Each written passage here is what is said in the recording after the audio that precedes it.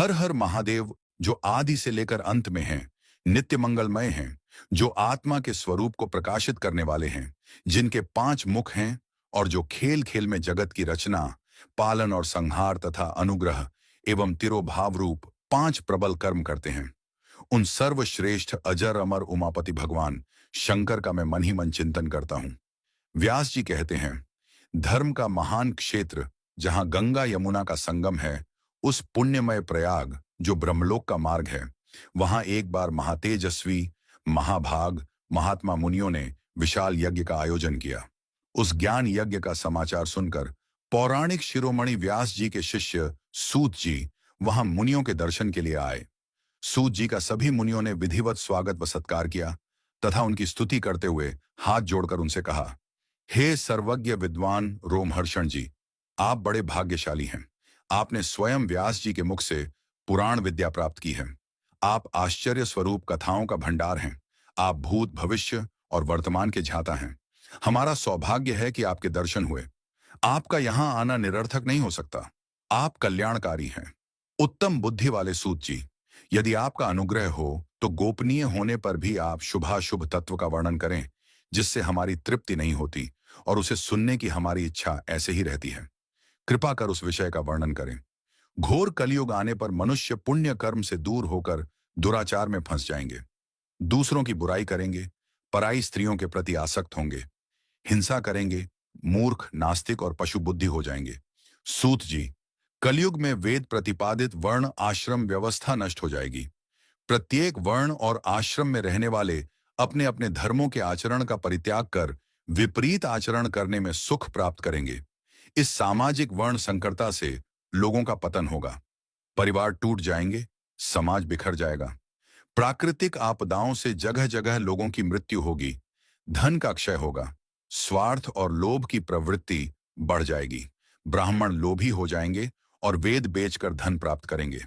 मद से मोहित होकर दूसरों को ठगेंगे, पूजा पाठ नहीं करेंगे और ब्रह्म ज्ञान से शून्य होंगे।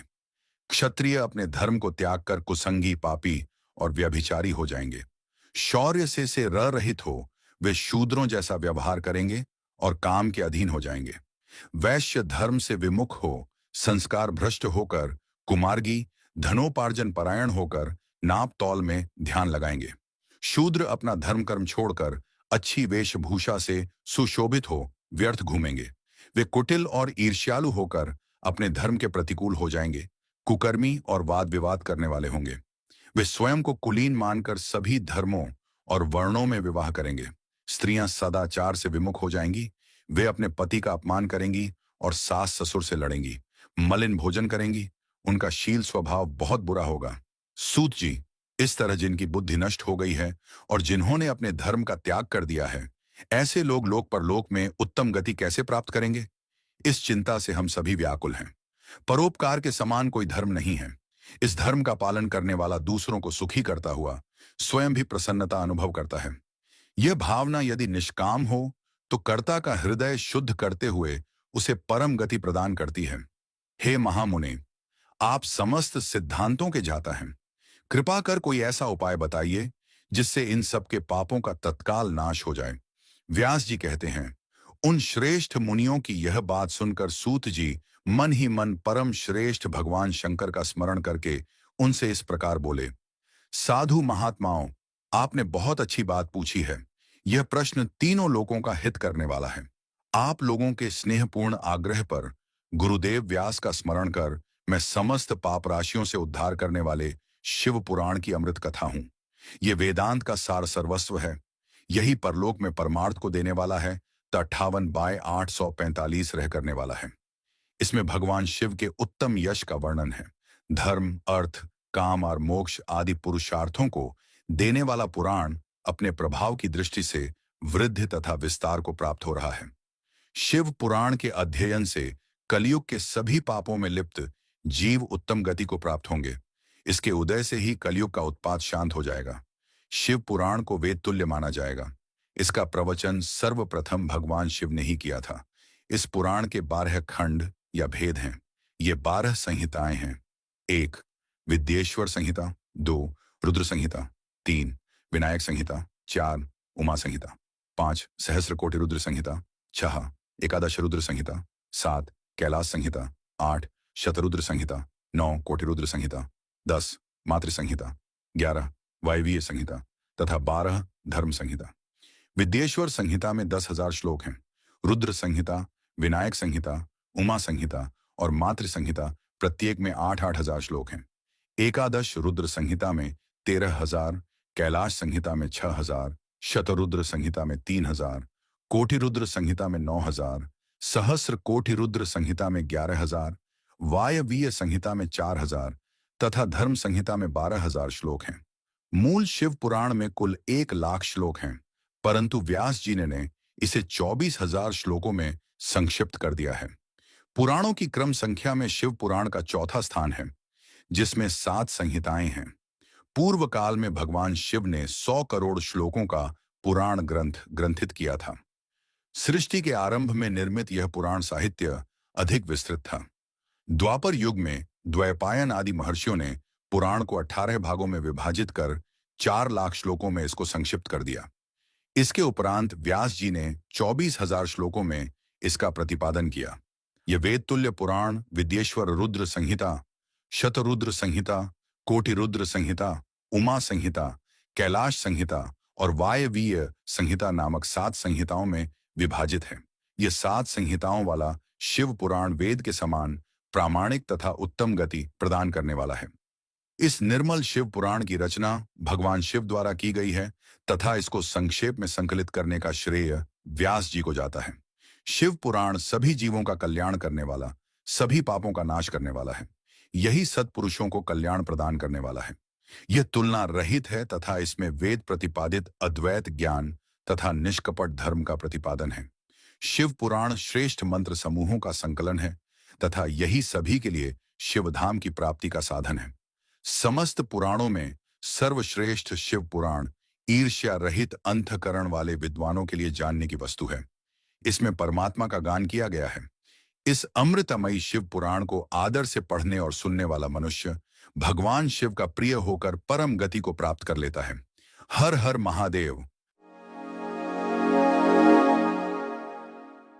व्यास जी कहते हैं, सूत जी के वचनों को सुनकर सभी महर्षि बोले, भगवान आप वेद तुल्य अद्भुत एवं पुण्यमयी शिव पुराण की कथा सुनाइए। सूत जी ने कहा, हे महर्षिगण, आप कल्याणमय भगवान शिव का स्मरण करके वेद के सार से प्रकट शिव पुराण की अमृत कथा सुनिए।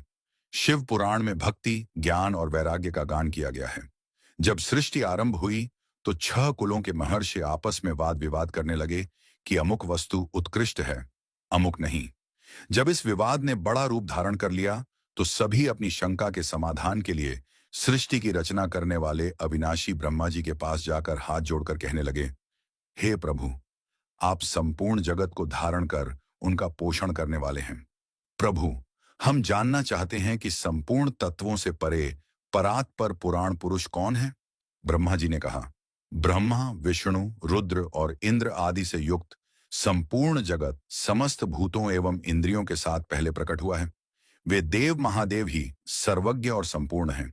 भक्ति से ही इनका साक्षात्कार होता है, दूसरे किसी उपाय से इनका दर्शन नहीं होता। भगवान शिव में अटूट भक्ति मनुष्य को संसार बंधन से मुक्ति दिलाती है। भक्ति से उन्हें देवता का कृपा प्रसाद प्राप्त होता है। जैसे अंकुर से बीज और बीज से अंकुर पैदा होता है। भगवान शंकर का कृपा प्रसाद प्राप्त करने के लिए आप सब ब्रह्मर्षि धरती पर सहस्रों वर्षों तक चलने वाले विशाल यज्ञ करो। यज्ञपति भगवान शिव की कृपा से ही विद्या के सार्थत्व, साध्य साधन का ज्ञान प्राप्त होता है। शिवपद की प्राप्ति साध्य और उनकी सेवा ही साधन है तथा जो मनुष्य बिना किसी फल की कामना किए उनकी भक्ति में डूबे रहते हैं, वही साधक हैं। कर्म के अनुष्ठान से प्राप्त फल को भगवान शिव के श्री चरणों में समर्पित करना ही परमेश्वर की प्राप्ति का उपाय है तथा यही मोक्ष प्राप्ति का एकमात्र साधन है। साक्षात महेश्वर ने ही भक्ति के साधनों का प्रतिपादन किया है।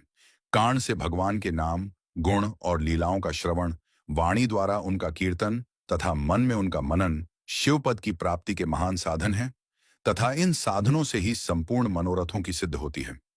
जिस वस्तु को हम प्रत्यक्ष अपनी आंखों के सामने देख सकते हैं उसकी तरफ आकर्षण स्वाभाविक है, परंतु जिस वस्तु को प्रत्यक्ष रूप से देखा नहीं जा सकता उसे केवल सुनकर और समझकर ही उसकी प्राप्ति के लिए प्रयत्न किया जाता है। अतः श्रवण पहला साधन है। श्रवण द्वारा ही गुरुमुख से तत्व को सुनकर श्रेष्ठ बुद्धि वाला विद्वान अन्य साधन कीर्तन और मनन की शक्ति व सिद्धि प्राप्त करने का यत्न करता है। मनन के बाद इस साधन की साधना करते रहने से धीरे धीरे भगवान शिव का संयोग प्राप्त होता है और लौकिक आनंद की प्राप्ति होती है। भगवान शिव की पूजा, उनके नामों का जाप तथा उनके रूप गुण विलास के हृदय में निरंतर चिंतन को ही मनन कहा जाता है।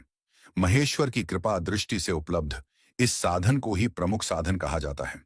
हे मुनियों, इस साधन का महात्म्य बताते समय मैं एक प्राचीन वृत्तांत का वर्णन करूंगा, जिसे आप ध्यानपूर्वक सुने।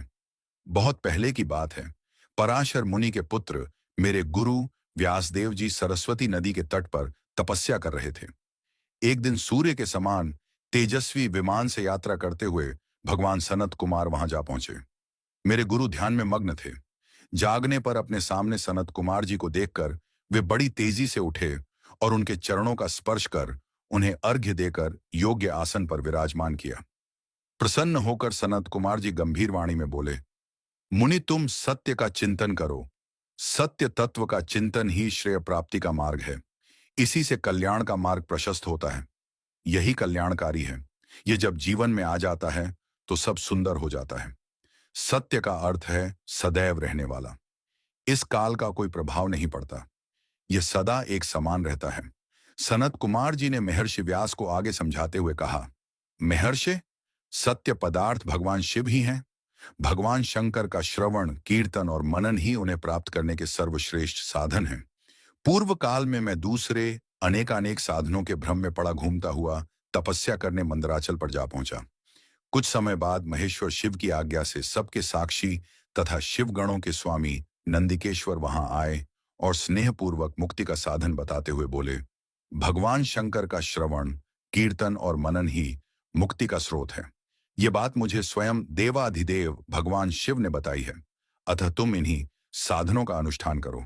व्यास जी से ऐसा कहकर अनुगामियों सहित सनत कुमार ब्रह्मधाम को चले गए। इस प्रकार इस उत्तम वृत्तांत का संक्षेप में मैंने वर्णन किया है। आशी बोले, सूत जी, आपने श्रवण, कीर्तन और मनन को मुक्ति का उपाय बताया है, किंतु जो मनुष्य इन तीनों साधनों में असमर्थ हो, वह मनुष्य कैसे मुक्त हो सकता है? किस कर्म के द्वारा बिना यत्न के ही मोक्ष मिल सकता है? सूत जी कहते हैं, हे शौनक जी, श्रवण, कीर्तन और मनन जैसे साधनों को करना प्रत्येक के लिए सुगम नहीं है। इसके लिए योग्य गुरु और आचार्य चाहिए। गुरुमुख से सुनी गई वाणी मन की शंकाओं को दग्ध करती है। गुरुमुख से सुने शिव तत्व द्वारा शिव के रूप स्वरूप के दर्शन और गुणानुवाद में रसानुभूति होती है। तभी भक्त कीर्तन कर पाता है। यदि ऐसा कर पाना संभव न हो तो मोक्षार्थी को चाहिए कि वह भगवान शंकर के लिंग एवं मूर्ति की स्थापना करके रोज उनकी पूजा करे।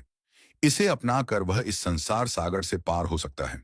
संसार सागर से पार होने के लिए इस तरह की पूजा आसानी से भक्तिपूर्वक की जा सकती है।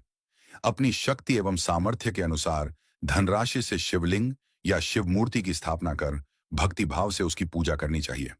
मंडप, गोपुर, तीर्थ, मठ एवं क्षेत्र की स्थापना कर उत्सव का आयोजन करना चाहिए तथा पुष्प, धूप, वस्त्र, गंध, दीप तथा पुआ और तरह तरह के भोजन नैवेद्य के रूप में अर्पित करने चाहिए।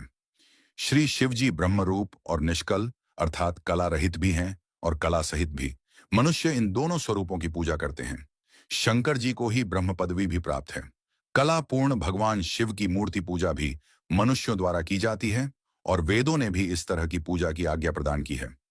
सनत कुमार जी ने पूछा, हे नंदिकेश्वर, पूर्व काल में उत्पन्न हुए लिंग बेर अर्थात मूर्ति की उत्पत्ति के संबंध में आप हमें विस्तार से बताइए। नंदिकेश्वर ने बताया, मुनीश्वर, प्राचीन काल में एक बार ब्रह्मा और विष्णु के मध्य युद्ध हुआ तो उनके बीच स्तंभ रूप में शिवजी प्रकट हो गए। इस प्रकार उन्होंने पृथ्वी लोक का संरक्षण किया।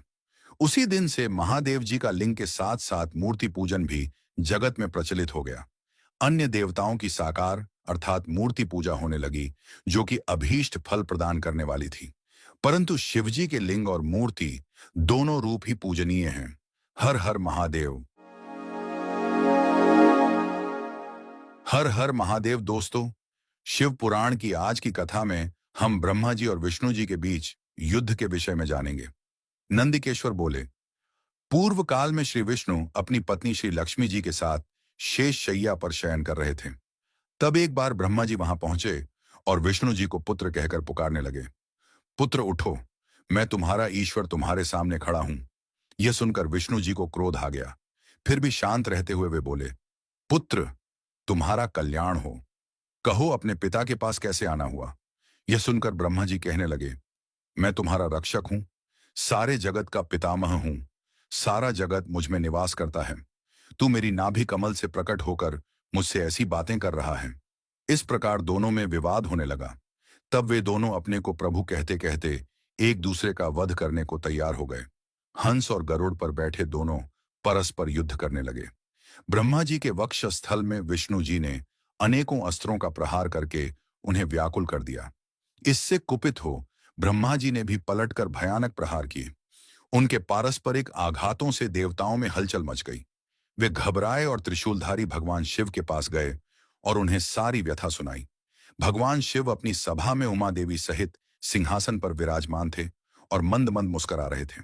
महादेव जी बोले, पुत्रों, मैं जानता हूं कि तुम ब्रह्मा और विष्णु के परस्पर युद्ध से बहुत दुखी हो। तुम डरो मत, मैं अपने गणों के साथ तुम्हारे साथ चलता हूं। तब भगवान शिव अपने नंदी पर आरूढ़ हो देवताओं सहित युद्ध स्थल की ओर चल दिए। वहां छिपकर वे ब्रह्मा विष्णु के युद्ध को देखने लगे। उन्हें जब यह झात हुआ कि वे दोनों एक दूसरे को मारने की इच्छा से माहेश्वर और पाशुपात अस्त्रों का प्रयोग करने जा रहे हैं, तो वे युद्ध को शांत करने के लिए महाग्नि के तुल्य एक स्तंभ रूप में ब्रह्मा और विष्णु के मध्य खड़े हो गए। महाग्नि के प्रकट होते ही दोनों के अस्त्र स्वयं ही शांत हो गए। अस्त्रों को शांत होते देखकर ब्रह्मा और विष्णु दोनों कहने लगे कि इस अग्नि स्वरूप स्तंभ के बारे में हमें जानकारी करनी चाहिए। दोनों ने उसकी परीक्षा लेने का निर्णय लिया। भगवान विष्णु ने शूकर रूप धारण किया और उसको देखने के लिए नीचे धरती में चल दिए।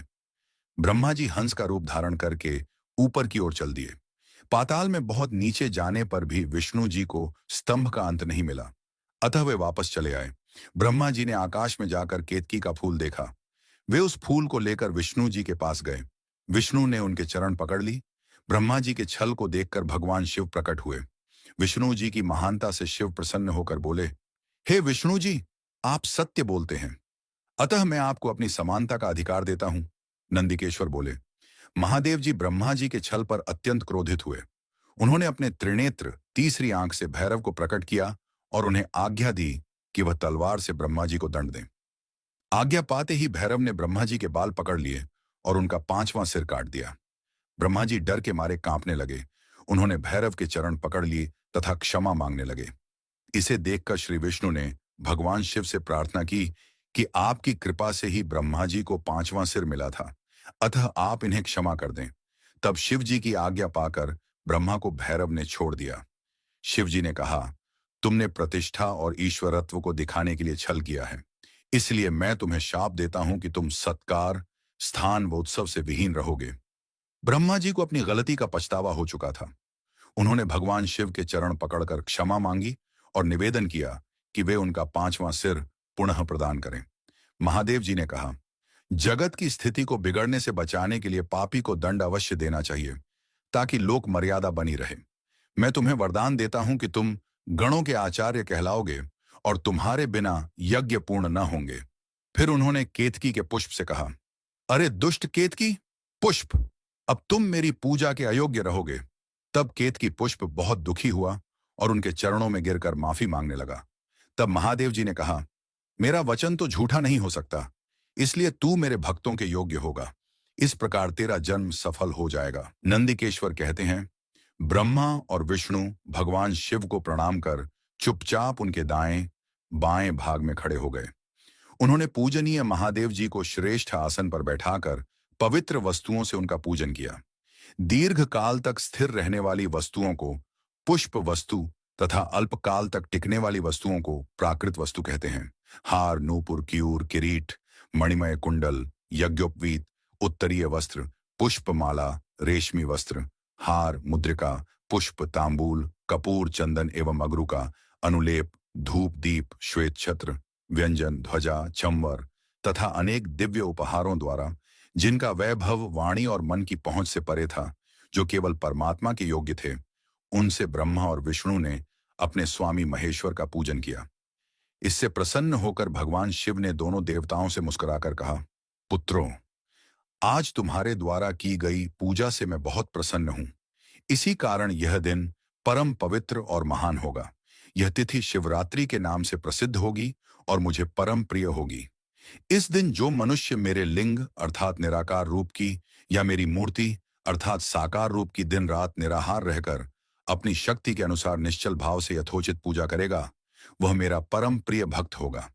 पूरे वर्ष भर निरंतर मेरी पूजा करने पर जो फल मिलता है, वह फल शिवरात्रि को मेरा पूजन करके मनुष्य तत्काल प्राप्त कर लेता है।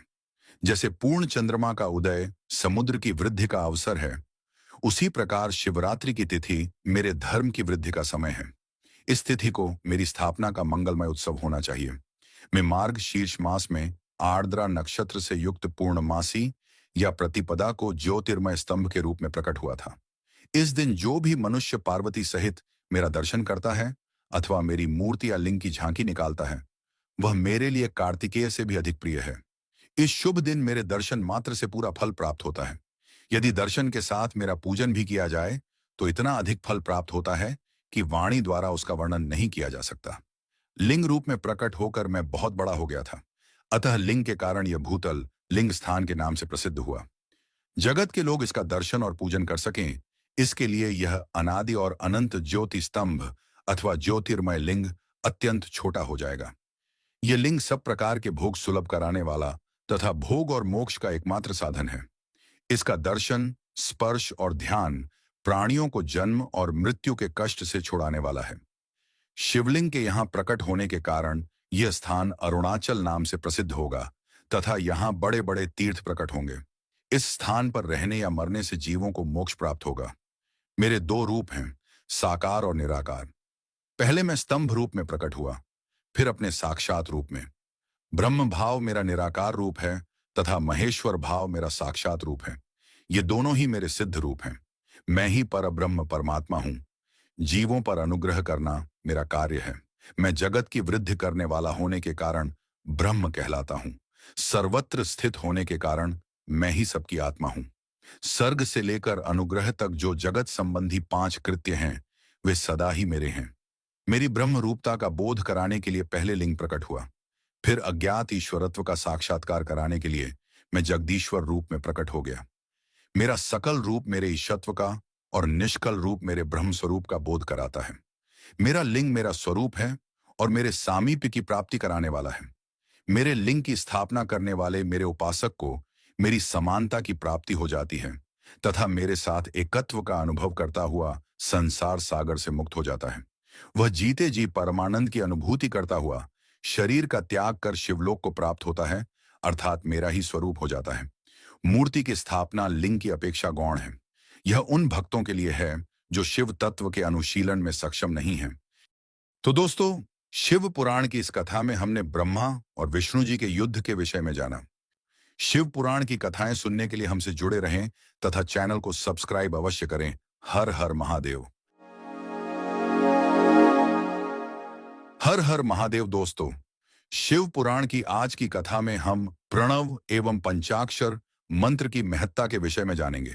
तो दोस्तों, श्रद्धा पूर्वक महादेव जी का नाम लेकर हमारे चैनल को सब्सक्राइब अवश्य करें। तो एक बार ब्रह्मा और विष्णु ने भगवान शिव से पूछा, प्रभो, सृष्टि आदि 5 कृत्यों के लक्षण क्या हैं? यह हम दोनों को बताइए।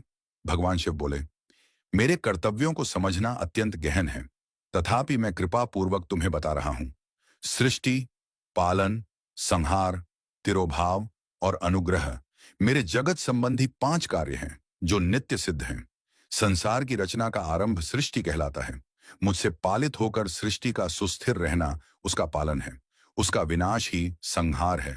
प्राणों के उत्क्रमण को तिरोभाव कहते हैं। इन सब से छुटकारा मिल जाना ही मेरा अनुग्रह अर्थात मोक्ष है। ये मेरे 5 कृत्य हैं। सृष्टि आदि 4 कृत्य संसार का विस्तार करने वाले हैं। 5वां कृत्य मोक्ष का है। मेरे भक्त जन इन 5 कार्यों को 5 भूतों में देखते हैं। सृष्टि धरती पर, स्थिति जल में, संहार अग्नि में, तिरोभाव वायु में और अनुग्रह आकाश में स्थित है। पृथ्वी से सबकी सृष्टि होती है, वृद्धि होती है, आग सबको जला देती है, वायु एक स्थान से दूसरे स्थान पर ले जाती है और आकाश सबको अनुग्रहित करता है। इन पांचों कृत्यों का भार वहन करने के लिए ही मेरे 5 मुख हैं। 4 दिशाओं में 4 मुख और इनके बीच में 5वां मुख है। पुत्रों, तुम दोनों ने मुझे तपस्या से प्रसन्न कर सृष्टि और पालन 2 कार्य प्राप्त किए हैं। इसी प्रकार मेरी विभूति स्वरूप रुद्र और महेश्वर ने संहार और तिरोभाव कार्य मुझसे प्राप्त किए हैं, परंतु मोक्ष मैं स्वयं प्रदान करता हूं। मैंने पूर्व काल में अपने स्वरूप भूत मंत्र का उपदेश किया है, जो ओंकार रूप में प्रसिद्ध है। यह मंगलकारी मंत्र है। सर्वप्रथम मेरे मुख से ओंकार AUM प्रकट हुआ, जो मेरे स्वरूप का बोध कराता है। इसका स्मरण निरंतर करने से मेरा ही सदा स्मरण होता है। मेरे उत्तरवर्ती मुख से अकार का, पश्चिम मुख से उकार का, दक्षिण मुख से मकार का, पूर्ववर्ती मुख से बिंदु का तथा मध्यवर्ती मुख से नाद का प्रकटीकरण हुआ है। इस प्रकार इन 5 अवयवों से ओंकार का विस्तार हुआ है। इन पांचों अवयवों के एकाकार होने पर प्रणव AUM नामक अक्षर उत्पन्न हुआ। जगत में उत्पन्न सभी स्त्री पुरुष इस प्रणव मंत्र में व्याप्त हैं। यह मंत्र शिव शक्ति दोनों का बोधक है। इसी से पंचाक्षर मंत्र AUM नमः शिवाय की उत्पत्ति हुई है। यह मेरे साकार रूप का बोधक है। इस पंचाक्षर मंत्र से मात्र का वर्ण प्रकट हुए हैं, जो 5 भेद वाले हैं। इसी से शिरोमंत्र सहित त्रिपदा गायत्री का प्राकट्य हुआ है। इस गायत्री से संपूर्ण वेद प्रकट हुए और उन वेदों से करोड़ों मंत्र निकले हैं। उन मंत्रों से विभिन्न कार्यों की सिद्धि होती है। इस पंचाक्षर प्रणव मंत्र से सभी मनोरथ पूर्ण होते हैं। इस मंत्र से भोग और मोक्ष दोनों प्राप्त होते हैं। नंदिकेश्वर कहते हैं, जगदम्बा उमा गौरी पार्वती के साथ बैठे महादेव ने उत्तरवर्ती मुख बैठे ब्रह्मा और विष्णु को पर्दा करने वाले वस्त्र से आच्छादित कर उनके मस्तक पर अपना हाथ रखकर धीरे धीरे उच्चारण कर उन्हें उत्तम मंत्र का उपदेश दिया। 3 बार मंत्र का उच्चारण करके भगवान शिव ने उन्हें शिष्यों के रूप में दीक्षा दी। गुरु दक्षिणा के रूप में दोनों ने अपने आप को समर्पित करते हुए दोनों हाथ जोड़कर उनके समीप खड़े हो जगत गुरु भगवान शिव की इस प्रकार स्तुति करने लगे। ब्रह्मा विष्णु बोले, प्रभु, आपके साकार और निराकार 2 रूप हैं। आप तेज से प्रकाशित हैं, आप सबके स्वामी हैं, आप सर्वात्मा को नमस्कार हैं। आप प्रणव मंत्र के बताने वाले हैं तथा आप ही प्रणव लिंग वाले हैं। सृष्टि, पालन, संहार, तिरोभाव और अनुग्रह आदि आपके ही कार्य हैं। आपके 5 मुख हैं, आप ही परमेश्वर हैं। आप सबकी आत्मा हैं, ब्रह्म हैं। आपके गुण और शक्तियां अनंत हैं। हम आपको नमस्कार करते हैं। इन पंक्तियों से स्तुति करते हुए गुरु महेश्वर को प्रसन्न कर ब्रह्मा और विष्णु ने उनके चरणों में प्रणाम किया। महेश्वर बोले, आर्द्रा नक्षत्र में चतुर्दशी को यदि इस प्रणव मंत्र का जप किया जाए तो यह अक्षय फल देने वाला है। सूर्य की संक्रांति में महा आर्द्रा नक्षत्र में 1 बार किया प्रणव जप करोड़ों गुना जप का फल देता है। मृगशिरा नक्षत्र का अंतिम भाग तथा पुनर्वसु का शुरू का भाग पूजा, होम और तर्पण के लिए सदा आर्द्रा के समान ही है। मेरे लिंग का दर्शन प्रातःकाल अर्थात मध्याह्न से पूर्व काल में करना चाहिए। मेरे दर्शन पूजन के लिए चतुर्दशी तिथि उत्तम है। पूजा करने वालों के लिए मेरी मूर्ति और लिंग दोनों समान हैं। फिर भी मूर्ति की अपेक्षा लिंग का स्थान ऊंचा है, इसलिए मनुष्यों को शिवलिंग का ही पूजन करना चाहिए। लिंग का AUM मंत्र से और मूर्ति का पंचाक्षर मंत्र से पूजन करना चाहिए। शिवलिंग की स्वयं स्थापना करके या दूसरों से स्थापना करवाकर उत्तम द्रव्यों से पूजा करने से मेरा पद सुलभ होता है। इस प्रकार दोनों शिष्यों को उपदेश देकर भगवान शिव अंतर्धान हो गए। तो दोस्तों, शिव पुराण की इस कथा में हमने प्रणव एवं पंचाक्षर मंत्र की महत्ता के विषय में जाना। दोस्तों, शिव पुराण की कथाएं सुनने के लिए हमसे जुड़े रहें तथा चैनल को सब्सक्राइब अवश्य करें। हर हर महादेव। हर हर महादेव। दोस्तों, शिव पुराण की आज की कथा में हम शिवलिंग की स्थापना और पूजन विधि का वर्णन के विषय में जानेंगे।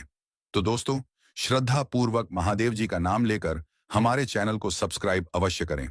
ऋषियों ने पूछा, सूत जी, शिवलिंग की स्थापना कैसे करनी चाहिए तथा उसकी पूजा कैसे, किस काल में तथा किस द्रव्य द्वारा करनी चाहिए? सूत जी ने कहा, महर्षियों, मैं तुम लोगों के लिए इस विषय का वर्णन करता हूं। इसे ध्यान से सुनो और समझो। अनुकूल एवं शुभ समय में किसी पवित्र तीर्थ में, नदी के तट पर, ऐसी जगह पर शिवलिंग की स्थापना करनी चाहिए जहां रोज पूजन कर सके। पार्थिव द्रव्य से, जलमय द्रव्य से अथवा तेजस द्रव्य से पूजन करने से उपासक को पूजन का पूरा फल प्राप्त होता है। शुभ लक्षणों में पूजा करने पर यह तुरंत फल देने वाला है। चल प्रतिष्ठा के लिए छोटा शिवलिंग श्रेष्ठ माना जाता है। अचल प्रतिष्ठा हेतु बड़ा शिवलिंग अच्छा रहता है। शिवलिंग की पीठ सहित स्थापना करनी चाहिए। शिवलिंग की पीठ गोल, चौकोर, त्रिकोण अथवा खाट के पाए की भांति ऊपर नीचे मोटा और बीच में पतला होना चाहिए। ऐसा लिंग पीठ महान फल देने वाला होता है। पहले मिट्टी अथवा लोहे से शिवलिंग का निर्माण करना चाहिए। जिस द्रव्य से लिंग का निर्माण हो, उसी से उसका पीठ बनाना चाहिए। यही अचल प्रतिष्ठा वाले शिवलिंग की विशेषता है। चल प्रतिष्ठा वाले शिवलिंग में लिंग व प्रतिष्ठा एक ही तत्व से बनानी चाहिए। लिंग की लंबाई स्थापना करने वाले मनुष्य के 12 अंगुल के बराबर होनी चाहिए। इससे कम होने पर फल भी कम प्राप्त होता है, परंतु 12 अंगुल से लंबाई अधिक भी हो सकती है। चल लिंग में लंबाई स्थापना करने वाले के 1 अंगुल के बराबर होनी चाहिए, उससे कम नहीं। यजमान को चाहिए कि पहले वह शिल्प शास्त्र के अनुसार देवालय बनवाए तथा उसमें सभी देवगणों की मूर्ति स्थापित करे। देवालय का गर्भगृह सुंदर, सुदृढ़ और स्वच्छ होना चाहिए। उसमें पूर्व और पश्चिम में 2 मुख्य द्वार हों। जहां शिवलिंग की स्थापना करनी हो, उस स्थान के गर्त में नीलम, लाल वैदूर्य, श्याम, मरकत, मोती, मूंगा, गोमेद और हीरा, इन 9 रत्नों को वैदिक मंत्रों के साथ छोड़ें। 5 वैदिक मंत्रों द्वारा 5 स्थानों से पूजन करके अग्नि में आहुति दें और परिवार सहित मेरी पूजा करके आचार्य को धन से तथा भाई बंधुओं को मनचाही वस्तु से संतुष्ट करें। याचकों को सुवर्ण, गृह एवं भू संपत्ति तथा गाय आदि प्रदान करें। स्थावर जंगम सभी जीवों को यत्नपूर्वक संतुष्ट कर एक गड्ढे में सुवर्ण तथा 9 प्रकार के रत्न भरकर वैदिक मंत्रों का उच्चारण करके परम कल्याणकारी महादेव जी का ध्यान करें। तत्पश्चात नाद घोष से युक्त महामंत्र ओंकार AUM का उच्चारण करके गड्ढे में पीठ युक्त शिवलिंग की स्थापना करें। वहां परम सुंदर मूर्ति की भी स्थापना करनी चाहिए तथा भूमि संस्कार की विधि जिस प्रकार शिवलिंग के लिए की गई है, उसी प्रकार मूर्ति की प्रतिष्ठा भी करनी चाहिए। मूर्ति की स्थापना अर्थात प्रतिष्ठा पंचाक्षर मंत्र से करनी चाहिए। मूर्ति को बाहर से भी लिया जा सकता है, परंतु वह साधु पुरुषों द्वारा पूजित हो। इस प्रकार शिवलिंग व मूर्ति द्वारा की गई महादेव जी की पूजा शिवपद प्रदान करने वाली है। स्थावर और जंगम से लिंग भी 2 तरह का हो गया है। वृक्ष लता आदि को स्थावर लिंग कहते हैं और कृमि कीट आदि को जंगम लिंग। स्थावर लिंग को सींचना चाहिए तथा जंगम लिंग को आहार एवं जल देकर तृप्त करना चाहिए। यूं चराचर जीवों को भगवान शंकर का प्रतीक मानकर उनका पूजन करना चाहिए। इस तरह महालिंग की स्थापना करके विविध उपचारों द्वारा उसका रोज पूजन करें तथा देवालय के पास ध्वजारोहण करें। शिवलिंग साक्षात शिव का पद प्रदान करने वाला है। आवाहन, आसन, अर्घ्य, पाद्य, पाद्यांग, आचमन, स्नान, वस्त्र, यज्ञोपवीत, गंध, पुष्प, धूप, दीप, नैवेद्य, तांबूल, समर्पण, नीराजन, नमस्कार और विसर्जन, ये 16 उपचार हैं। इनके द्वारा पूजन करें। इस तरह किया गया भगवान शिव का पूजन शिवपद की प्राप्ति कराने वाला है। सभी शिवलिंगों की स्थापना के उपरांत, चाहे वे मनुष्य द्वारा स्थापित, आर्षियों या देवताओं द्वारा अथवा अपने आप प्रकट हुए हों, सभी का उपर्युक्त विधि से पूजन करना चाहिए, तभी फल प्राप्त होता है। उसकी परिक्रमा और नमस्कार करने से शिव पद की प्राप्ति होती है। शिवलिंग का नियम पूर्वक दर्शन भी कल्याणकारी होता है। मिट्टी, आटा, गाय के गोबर, फूल, कनेर, पुष्प, फल, गुड़, मक्खन, भस्म अथवा अन्न से शिवलिंग बनाकर प्रतिदिन पूजन करें तथा प्रतिदिन 10,000 प्रणव मंत्रों का जाप करें अथवा दोनों संध्याओं के समय 1 सहस्र प्रणव मंत्रों का जाप करें। इससे भी शिव पद की प्राप्ति होती है। झपकाल में प्रणव मंत्र का उच्चारण मन की शुद्धि करता है।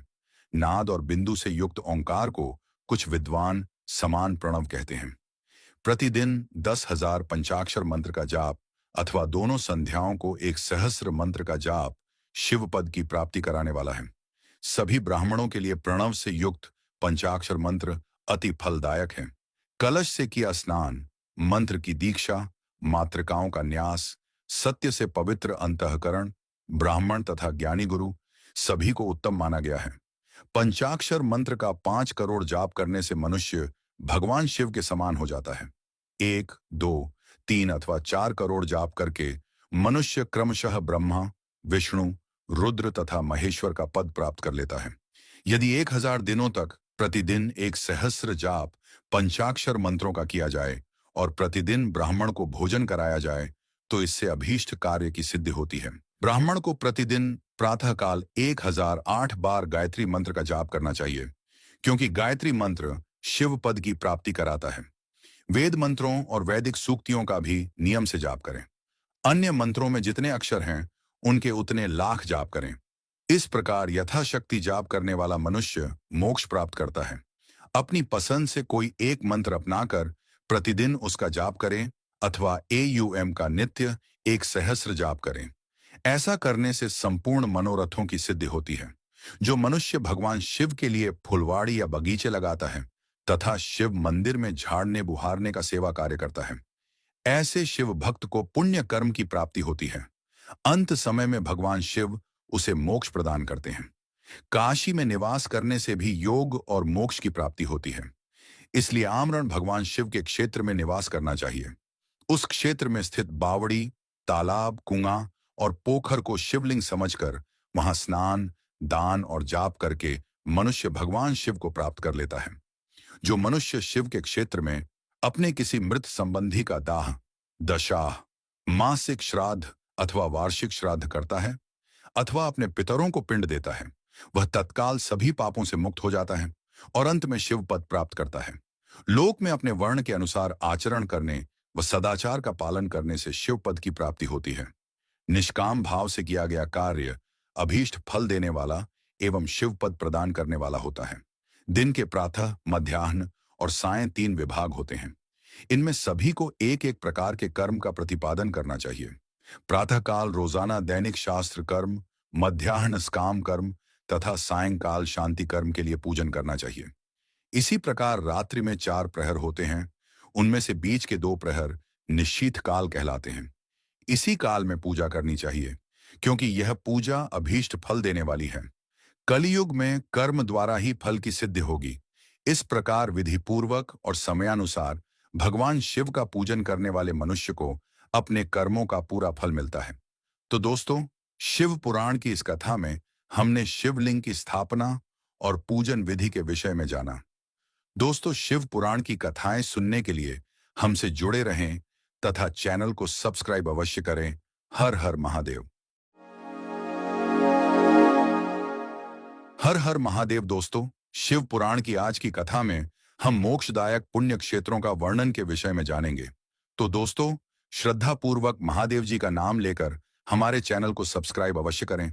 सूत जी बोले, हे विद्वान और बुद्धिमान महर्षियों, मैं मोक्ष देने वाले शिव क्षेत्रों का वर्णन कर रहा हूं। पर्वत, वन और कानों सहित इस पृथ्वी का विस्तार 50 करोड़ योजन है। भगवान शिव की इच्छा से पृथ्वी ने सभी को धारण किया है।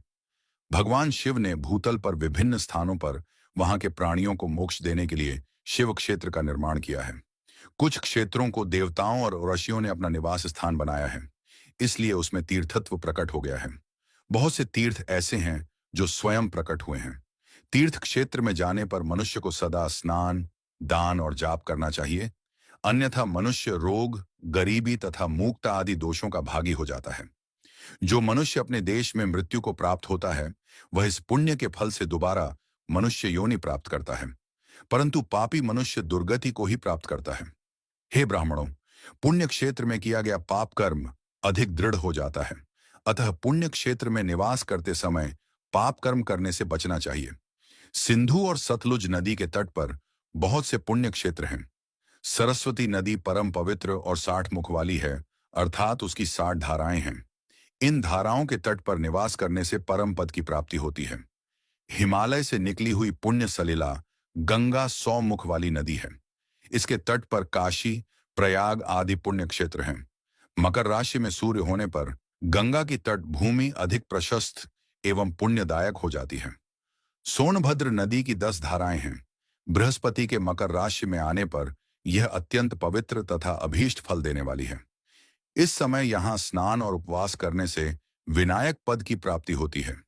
पुण्य सलिला महानदी नर्मदा के 24 मुख हैं। इसमें स्नान करके तट पर निवास करने से मनुष्य को वैष्णव पद की प्राप्ति होती है। तमसा के 12 तथा रेवा के 10 मुख हैं। परम पुण्यमयी गोदावरी के 21 मुख हैं।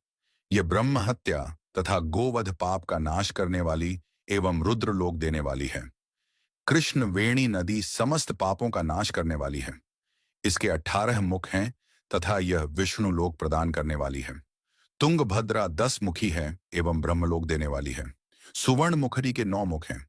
ब्रह्मलोक से लौटे जीव इसी नदी के तट पर जन्म लेते हैं। सरस्वती नदी, पंपा सरोवर, कन्याकुमारी अंतरीप तथा शुभ कारक श्वेत नदी सभी पुण्य क्षेत्र हैं। इनके तट पर निवास करने से इंद्रलोक की प्राप्ति होती है। महानदी कावेरी परम पुण्यमयी है। इसके 27 मुख हैं। यह संपूर्ण अभीष्ट वस्तुओं को देने वाली है। इसके तट ब्रह्मा विष्णु का पद देने वाले हैं। कावेरी के जो तट शैव क्षेत्र के अंतर्गत हैं, वे अभीष्ट फल तथा शिवलोक प्रदान करने वाले हैं। नैमिषारण्य तथा बदरिकाश्रम में सूर्य और बृहस्पति के मेष राशि में आने पर स्नान और पूजन करने से ब्रह्मलोक की प्राप्ति होती है। सिंह और कर्क राशि में सूर्य की संक्रांति होने पर सिंधु नदी में किया स्नान तथा केदार तीर्थ के जल का पान एवं स्नान ज्ञानदायक माना जाता है। बृहस्पति के सिंह राशि में स्थित होने पर भाद्र मास में गोदावरी के जल में स्नान करने से शिवलोक की प्राप्ति होती है। ऐसा स्वयं भगवान शिव ने कहा था। सूर्य और बृहस्पति के कन्या राशि में स्थित होने पर यमुना और सोनभद्र में स्नान से धर्मराज और गणेश लोक में महान भोग की प्राप्ति होती है। ऐसी महर्षियों की मान्यता है। सूर्य और बृहस्पति के तुला राशि में होने पर कावेरी नदी में स्नान करने से भगवान विष्णु के वचन की महिमा से अभीष्ट फल की प्राप्ति होती है। मार्गशीर्ष माह में सूर्य और बृहस्पति के वृश्चिक राशि में आने पर नर्मदा में स्नान करने से विष्णु पद की प्राप्ति होती है। सूर्य और बृहस्पति के धनु राशि में होने पर सुवर्ण मुखरी नदी में किया स्नान शिवलोक प्रदान करने वाला है। मकर राशि में सूर्य और बृहस्पति के माघ मास में होने पर गंगा जी में किया गया स्नान शिवलोक प्रदान कराने वाला है। शिवलोक के पश्चात ब्रह्मा और विष्णु के स्थानों में सुख भोग कर अंत में मनुष्य को ज्ञान की प्राप्ति होती है। माघ मास में सूर्य के कुंभ राशि में होने पर फाल्गुन मास में गंगा तट पर किया श्राद्ध, पिंडदान अथवा तिलोदक दान पिता और नाना दोनों कुलों के पितरों की अनेकों पीढ़ियों का उद्धार करने वाला है। गंगा व कावेरी नदी का आश्रय लेकर तीर्थवास करने से पाप का नाश हो जाता है। ताम्रपर्णी और वेगवती नदियां ब्रह्मलोक की प्राप्ति रूप फल देने वाली हैं। इनके तट पर स्वर्गदायक क्षेत्र हैं। इन नदियों के मध्य में बहुत से पुण्य क्षेत्र हैं। यहाँ निवास करने वाला मनुष्य अभीष्ट फल का भागी होता है। सदाचार, उत्तम वृत्ति तथा सद्भावना के साथ मन में दया भाव रखते हुए विद्वान पुरुष को तीर्थ में निवास करना चाहिए, अन्यथा उसे फल नहीं मिलता। पुण्य क्षेत्र में जीवन बिताने का निश्चय करने पर तथा वास करने पर पहले का सारा पाप तत्काल नष्ट हो जाएगा, क्योंकि पुण्य को ऐश्वर्यदायक कहा जाता है। हे ब्राह्मणों, तीर्थ में वास करने पर उत्पन्न पुण्य कायिक, वाचिक और मानसिक सभी पापों का नाश कर देता है। तीर्थ में किया मानसिक पाप कई कल्पों तक पीछा नहीं छोड़ता। यह केवल ध्यान से ही नष्ट होता है। वाचिक पाप जाप से तथा कायिक पाप शरीर को सुखाने जैसे कठोर तप से नष्ट होता है। अतः सुख चाहने वाले पुरुष को देवताओं की पूजा करते हुए और ब्राह्मणों को दान देते हुए पाप से बचकर ही तीर्थ में निवास करना चाहिए। तो दोस्तों, शिव पुराण की इस कथा में हमने मोक्षदायक पुण्य क्षेत्रों का वर्णन के विषय में जाना। दोस्तों, शिव पुराण की कथाएं सुनने के लिए हमसे जुड़े रहें तथा चैनल को सब्सक्राइब अवश्य करें।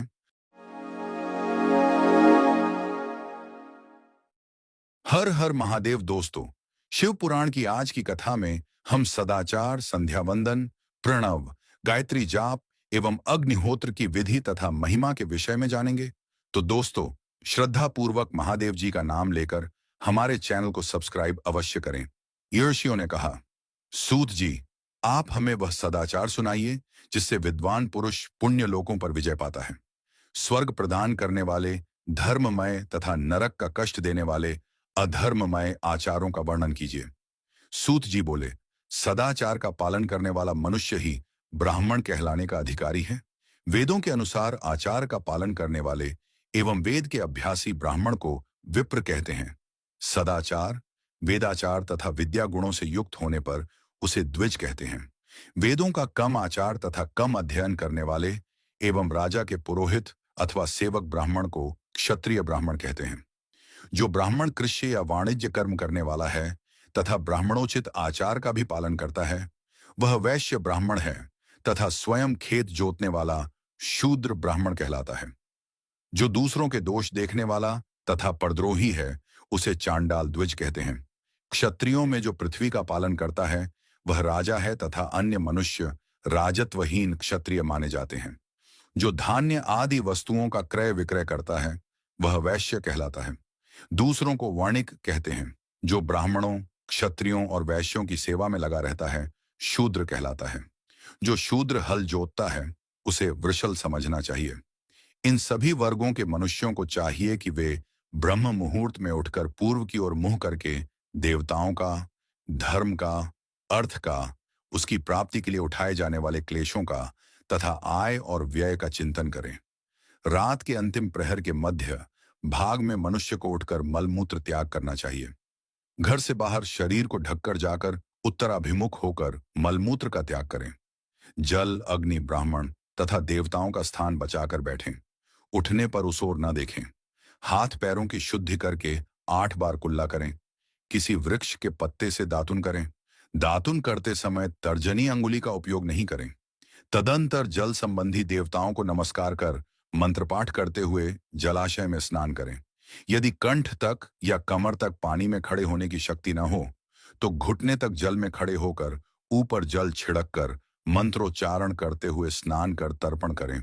इसके उपरांत वस्त्र धारण कर उत्तरीय भी धारण करें। नदी अथवा तीर्थ में स्नान करने पर उतारे हुए वस्त्र वहां न धोएं। उसे किसी कुएं, बावड़ी अथवा घर ले जाकर धोएं।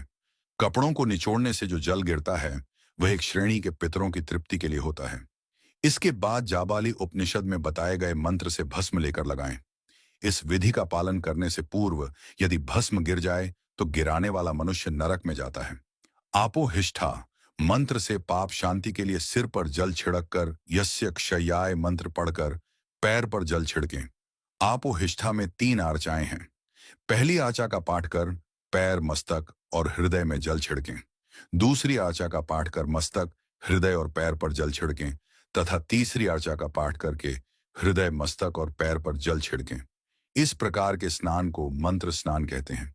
किसी अपवित्र वस्तु से स्पर्श हो जाने पर, स्वास्थ्य ठीक न रहने पर, यात्रा में या जल उपलब्ध न होने की दशा में मंत्र स्नान करना चाहिए। प्रातः काल की संध्योपासना में गायत्री मंत्र का जाप करके 3 बार सूर्य को अर्घ्य दें। मध्याह्न में गायत्री मंत्र का उच्चारण कर सूर्य को एक अर्घ्य देना चाहिए। सायंकाल में पश्चिम की ओर मुंह करके पृथ्वी पर ही सूर्य को अर्घ्य दें। सायंकाल में सूर्यास्त से 2 घड़ी पहले की गई संध्या का कोई महत्व नहीं होता। ठीक समय पर ही संध्या करनी चाहिए। यदि संध्योपासना किए बिना एक दिन बीत जाए तो उसके प्रायश्चित हेतु अगली संध्या के समय 100 गायत्री मंत्र का जाप करें। 10 दिन छूटने पर 1 लाख तथा 1 माह छूटने पर अपना उपनयन संस्कार कराएं। अर्थ सिद्धि के लिए ईश, गौरी, कार्तिकेय, विष्णु, ब्रह्मा, चंद्रमा और यम व अन्य देवताओं का शुद्ध जल से तर्पण करें। तीर्थ के दक्षिण में, मंत्रालय में, देवालय में अथवा घर में आसन पर बैठकर अपनी बुद्धि को स्थिर कर देवताओं को नमस्कार कर प्रणव मंत्र का जाप करने के पश्चात गायत्री मंत्र का जाप करें। प्रणव के अ, उ और तीनों अक्षरों में जीव और ब्रह्मा की एकता का प्रतिपादन होता है। अतः प्रणव मंत्र का जाप करते समय मन में यह भावना होनी चाहिए कि हम तीनों लोकों की सृष्टि करने वाले ब्रह्मा, पालन करने वाले विष्णु तथा संहार करने वाले रुद्र की उपासना कर रहे हैं। यह ब्रह्म स्वरूप ओंकार हमारी कर्मेंद्रियों, ज्ञानेंद्रियों, मन की वृत्तियों तथा बुद्धि वृत्तियों को सदा भोग और मोक्ष प्रदान करने वाले धर्म एवं ज्ञान की ओर प्रेरित करें। जो मनुष्य प्रणव मंत्र के अर्थ का चिंतन करते हुए इसका जाप करते हैं, वे निश्चय ही ब्रह्मा को प्राप्त करते हैं तथा जो मनुष्य बिना अर्थ जाने प्रणव मंत्र का जाप करते हैं, उनको ब्राह्मणत्व की पूर्ति होती है। इस हेतु श्रेष्ठ ब्राह्मण को प्रतिदिन प्रातःकाल 1 सहस्र गायत्री मंत्र का जाप करना चाहिए। मध्याह्न में 100 बार तथा सायं 28 बार जाप करें। अन्य वर्णों के मनुष्यों को सामर्थ्य के अनुसार जाप करना चाहिए। हमारे शरीर के भीतर मूलाधार, स्वादिष्ठान, मणिपुर, अनाहत, आज्ञा और सहस्रार नामक 6 चक्र हैं। इन चक्रों में क्रमशः विद्येश्वर, ब्रह्मा, विष्णु, ईश, जीवात्मा और परमेश्वर स्थित हैं। सद्भावना पूर्वक श्वास के साथ सोहम का जाप करें। सहस्र बार किया गया जाप ब्रह्मलोक प्रदान करने वाला है। 100 बार किए जाप से इंद्रपद की प्राप्ति होती है। आत्मरक्षा के लिए जो मनुष्य अल्प मात्रा में इसका जाप करता है वह ब्राह्मण कुल में जन्म लेता है। 12 लाख गायत्री का जाप करने वाला मनुष्य ब्राह्मण कहा जाता है। जिस ब्राह्मण ने 1 लाख गायत्री का भी जप न किया हो उसे वैदिक कार्यों में न लगाएं। यदि एक दिन उल्लंघन हो जाए तो अगले दिन उसके बदले में उतने अधिक मंत्रों का जाप करना चाहिए।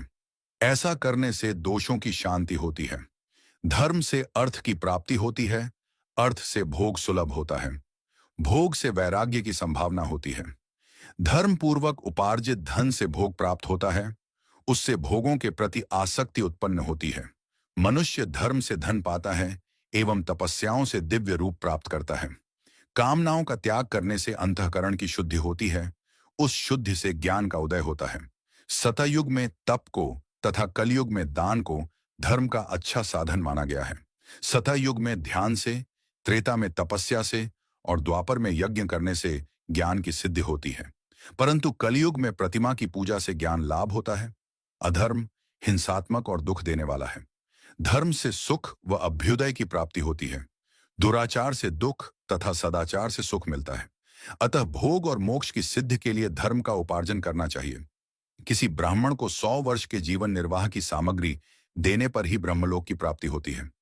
एक सहस्र चांद्रायण व्रत का अनुष्ठान ब्रह्मलोकदायक माना जाता है। दान देने वाला पुरुष जिस देवता को सामने रखकर दान करता है, अर्थात जिस देवता को वह दान द्वारा प्रसन्न करना चाहता है, उसी देवता का लोक उसे प्राप्त होता है। धनहीन पुरुष तपस्या कर अक्षय सुख को प्राप्त कर सकते हैं। ब्राह्मण को दान ग्रहण कर तथा यज्ञ करके धन का अर्जन करना चाहिए। क्षत्रिय बाहुबल से तथा वैश्य कृषि एवं गोरक्षा से धन का उपार्जन करें। इस प्रकार न्याय से उपार्जित धन को दान करने से दाता को ज्ञान की सिद्धि प्राप्त होती है एवं ज्ञान से ही मोक्ष की प्राप्ति सुलभ होती है। गृहस्थ मनुष्य को धन, धान्य आदि सभी वस्तुओं का दान करना चाहिए। जिसके अन्न को खाकर मनुष्य कथा श्रवण तथा सत्कर्म का पालन करता है तो उसका आधा फल दाता को मिलता है। दान लेने वाले मनुष्य को दान में प्राप्त वस्तु का दान तथा तपस्या द्वारा पाप की शुद्धि करनी चाहिए। उसे अपने धन के 3 भाग करने चाहिए, एक धर्म के लिए, दूसरा वृद्धि के लिए एवं तीसरा उपभोग के लिए। धर्म के लिए रखे धन से नित्य, नैमित्तिक और इच्छित कार्य करें। वृद्धि के लिए रखे धन से ऐसा व्यापार करें जिससे धन की प्राप्ति हो तथा उपभोग के धन से पवित्र भोग भोगें। खेती से प्राप्त धन का 10वां भाग दान कर दें, इससे पाप की शुद्धि होती है। वृद्धि के लिए किए गए व्यापार से प्राप्त धन का 6ठा भाग दान देना चाहिए। विद्वान को चाहिए कि वह दूसरों के दोषों का बखान न करे। ब्राह्मण भी दोषवश दूसरों के सुने या देखे हुए छिद्र को कभी प्रकट न करे। विद्वान पुरुष ऐसी बात न कहे जो समस्त प्राणियों के हृदय में रोष पैदा करने वाली हो। दोनों संध्याओं के समय अग्नि को विधि पूर्वक दी हुई आहुति से संतुष्ट करे। चावल, धान्य, घी, फल, कंद तथा हविष्य के द्वारा स्थालीपाक बनाए तथा यथोचित रीति से सूर्य और अग्नि को अर्पित करे।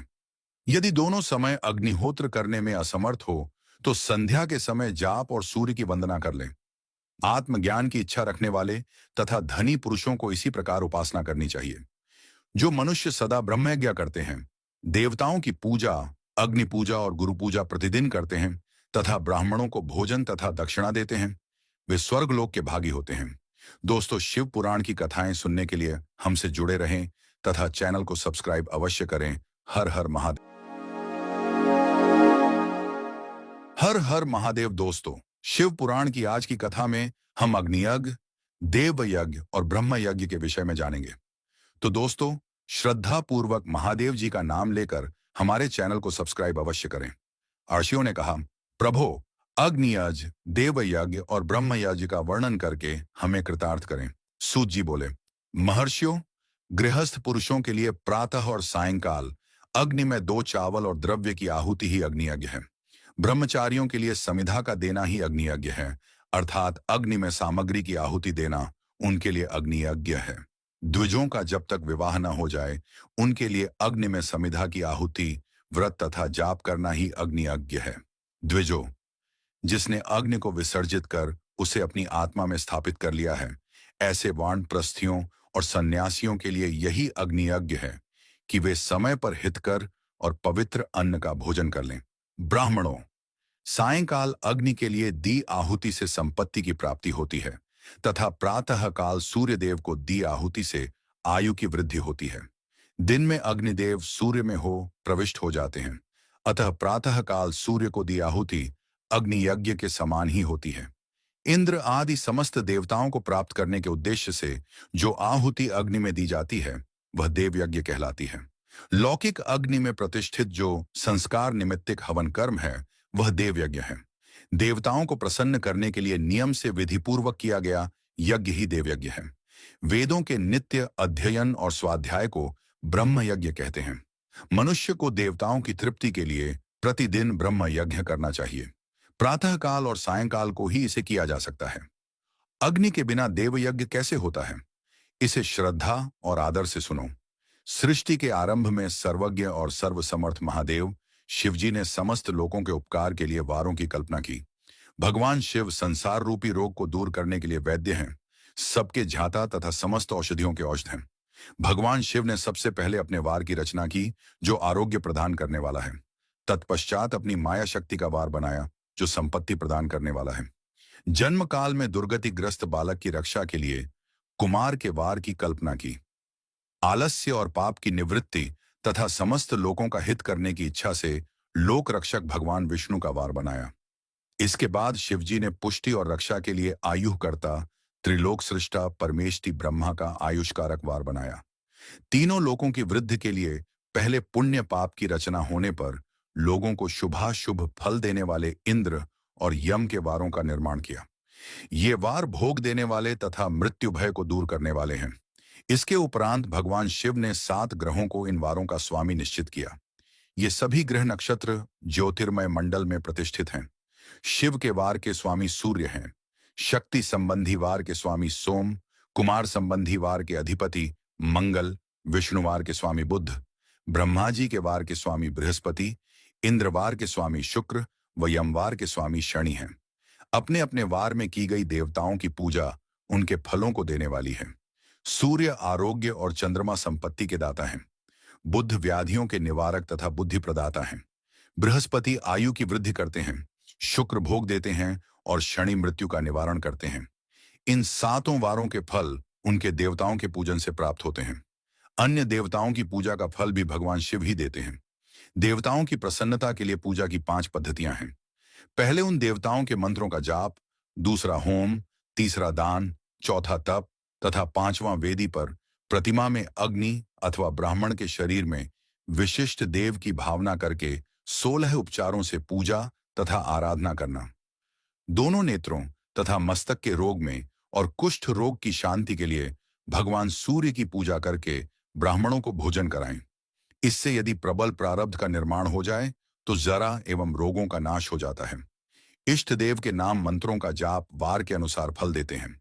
रविवार को सूर्य देव व अन्य देवताओं के लिए तथा अन्य ब्राह्मणों के लिए विशिष्ट वस्तु अर्पित करें। यह साधन विशिष्ट फल देने वाला होता है तथा इसके द्वारा पापों की शांति होती है। सोमवार को संपत्ति व लक्ष्मी की प्राप्ति के लिए लक्ष्मी की पूजा करें तथा पत्नी के साथ ब्राह्मणों को घी में पका अन्न भोजन कराएं। मंगलवार को रोगों की शांति के लिए काली की पूजा करें। उड़द, मूंग एवं अरहर की दाल से युक्त अन्न का भोजन ब्राह्मणों को कराएं। बुधवार को दधि युक्त अन्न से भगवान विष्णु का पूजन करें। ऐसा करने से पुत्र मित्र की प्राप्ति होती है। जो दीर्घायु होने की इच्छा रखते हैं वे बृहस्पतिवार को देवताओं का वस्त्र, यज्ञोपवीत तथा घी मिश्रित खीर से पूजन करें। भोगों की प्राप्ति के लिए शुक्रवार को एकाग्र चित्त होकर देवताओं का पूजन करें और ब्राह्मणों की तृप्ति के लिए षड्ज युक्त अन्न दें। स्त्रियों की प्रसन्नता के लिए सुंदर वस्त्र का विधान करें। शनिवार अपमृत्यु का निवारण करने वाला है। इस दिन रुद्र की पूजा करें। तिल के होम व दान से देवताओं को संतुष्ट करके ब्राह्मणों को तिल मिश्रित भोजन कराएं। इस तरह से देवताओं की पूजा करने से आरोग्य एवं उत्तम फल की प्राप्ति होगी। देवताओं के नित्य विशेष पूजन, स्नान, दान, जाप, होम तथा ब्राह्मण तर्पण एवं रवि आदि वारों में विशेष तिथि और नक्षत्रों का योग प्राप्त होने पर विभिन्न देवताओं के पूजन में जगदीश्वर भगवान शिव ही उन देवताओं के रूप में पूजित होकर सब लोगों को आरोग्य फल प्रदान करते हैं। देश, काल, पात्र, द्रव्य, श्रद्धा एवं लोक के अनुसार उनका ध्यान रखते हुए महादेव जी आराधना करने वालों को आरोग्य आदि फल देते हैं। मंगल कार्यों के आरंभ में और अशुभ कार्यों के अंत में तथा जन्म नक्षत्रों के आने पर गृहस्थ पुरुष अपने घर में आरोग्य की समृद्धि के लिए सूर्य ग्रह का पूजन करें। इससे सिद्ध होता है कि देवताओं का पूजन संपूर्ण अभीष्ट वस्तुओं को देने वाला है। पूजन वैदिक मंत्रों के अनुसार ही होना चाहिए। शुभ फल की इच्छा रखने वाले मनुष्यों को सातों दिन अपनी शक्ति के अनुसार देव पूजन करना चाहिए। निर्धन मनुष्य तपस्या व व्रत आदि से तथा धनी धन के द्वारा देवी देवताओं की आराधना करें। जो मनुष्य श्रद्धा पूर्वक इस तरह के धर्म का अनुष्ठान करता है वह पुण्य लोक में अनेक प्रकार के फल भोग कर पुनः इस पृथ्वी पर जन्म ग्रहण करता है। धनवान पुरुष सदा भोग सिद्धि के लिए मार्ग में वृक्ष लगाकर लोगों के लिए छाया की व्यवस्था करते हैं और उनके लिए कुएं, बावली बनवाकर पानी की व्यवस्था करते हैं। वेद शास्त्रों की प्रतिष्ठा के लिए पाठशाला का निर्माण या अन्य किसी भी प्रकार से धर्म का संग्रह करते हैं और स्वर्गलोक को प्राप्त होते हैं। समयानुसार पुण्य कर्मों के परिपाक से अंतःकरण शुद्ध होने पर ज्ञान की सिद्धि होती है। द्विजो, इस अध्याय को जो सुनता, पढ़ता अथवा सुनने की व्यवस्था करता है उसे देव यज्ञ का फल प्राप्त होता है। दोस्तों, शिव पुराण की कथाएं सुनने के लिए हमसे जुड़े रहें तथा चैनल को सब्सक्राइब अवश्य करें। हर हर महादेव। हर हर महादेव। दोस्तों, शिव पुराण की आज की कथा में हम देश, काल, पात्र और दान का विचार के विषय में जानेंगे। तो दोस्तों, श्रद्धा पूर्वक महादेव जी का नाम लेकर हमारे चैनल को सब्सक्राइब अवश्य करें। आर्षियों ने कहा, समस्त पदार्थों के झाताओं में श्रेष्ठ सूत जी हमसे देश, काल और दान का वर्णन करें। देश का वर्णन सूत जी बोले, अपने घर में किया देव यज्ञ शुद्ध गृह के फल को देने वाला है। गौशाला का स्थान घर में किए गए देव यज्ञ से 10 गुना, जबकि जलाशय का तट गौशाला से 10 गुना है। एवं जहां तुलसी, बेल और पीपल वृक्ष का मूल हो वह स्थान जलाशय तट से भी 10 गुना महत्व देने वाला है। देवालय उससे भी अधिक महत्व रखता है। देवालय से 10 गुना महत्व रखता है तीर्थ भूमि का तट। उससे भी श्रेष्ठ है नदी का किनारा तथा उसका 10 गुना उत्कृष्ट है तीर्थ नदी का तट। इससे भी अधिक महत्व रखने वाला है सप्तगंगा का तट, जिसमें गंगा, गोदावरी, कावेरी, ताम्रपर्णी, सिंधु, सरयू और रेवा नदियां आती हैं। इससे भी 10 गुना अधिक फल समुद्र का तट और उससे भी 10 गुना अधिक फल पर्वत छोटी पर पूजा करने से होता है। और सबसे अधिक महत्व का स्थान वह होता है जहां मन रम जाए।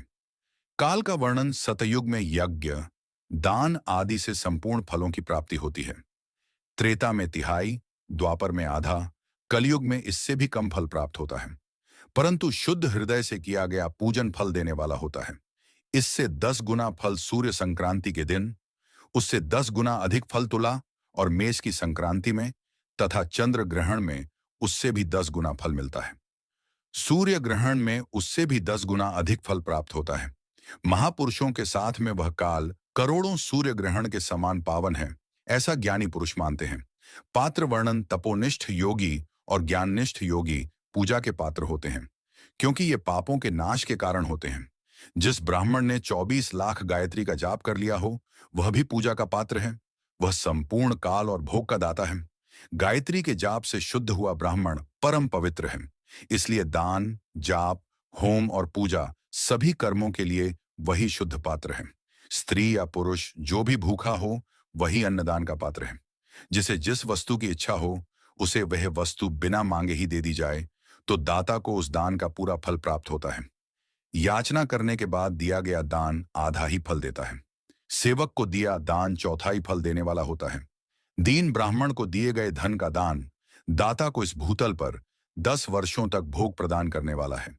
वेद वेदता को दान देने पर वह स्वर्ग लोक में देवताओं के वर्ष से 10 वर्षों तक दिव्य भोग देने वाला है।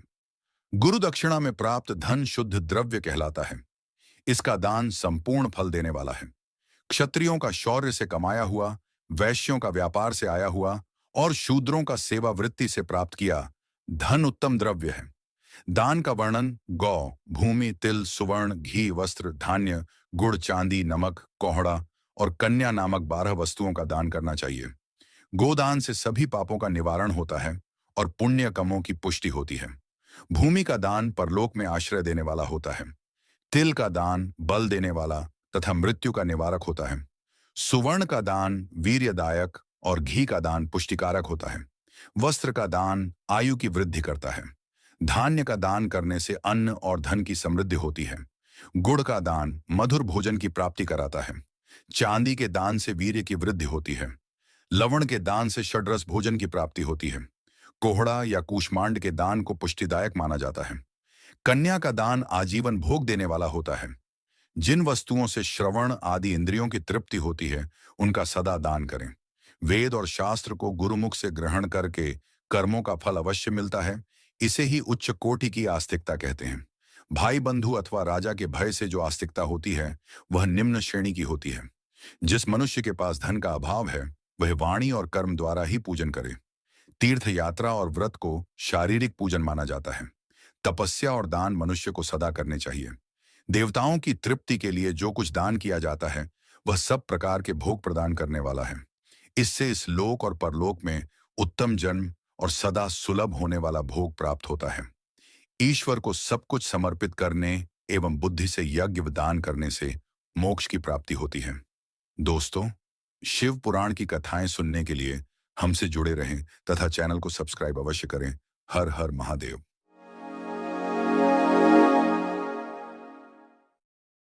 हर हर महादेव। दोस्तों, शिव पुराण की आज की कथा में हम देव प्रतिमा का पूजन तथा शिवलिंग के वैज्ञानिक स्वरूप का विवेचन के विषय में जानेंगे। तो दोस्तों, श्रद्धा पूर्वक महादेव जी का नाम लेकर हमारे चैनल को सब्सक्राइब अवश्य करें।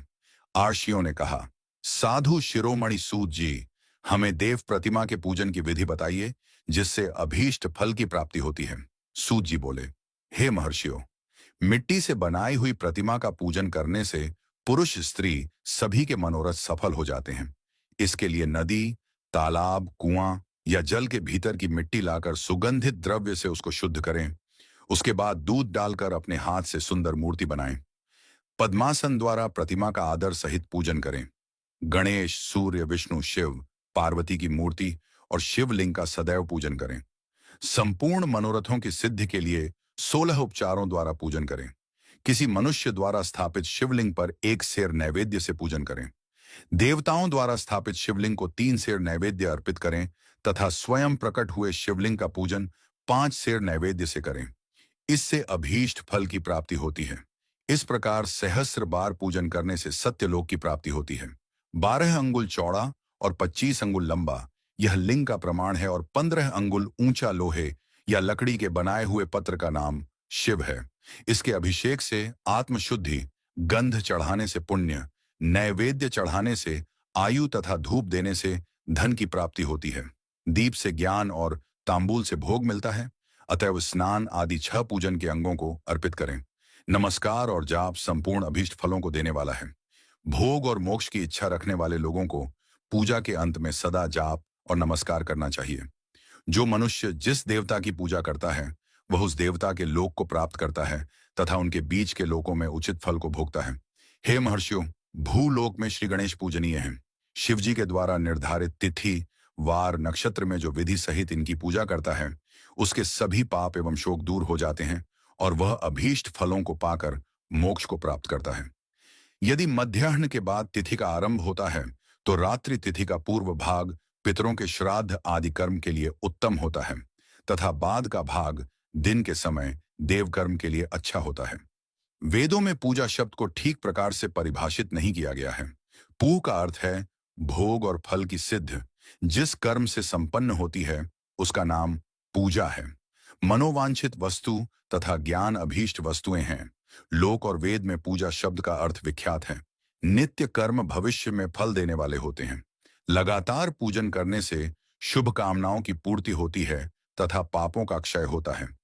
इसी प्रकार श्री विष्णु भगवान तथा अन्य देवताओं की पूजा उन देवताओं के वार, तिथि, नक्षत्र को ध्यान में रखते हुए तथा 16 उपचारों से पूजन एवं भजन करने से अभीष्ट फल की प्राप्ति होती है।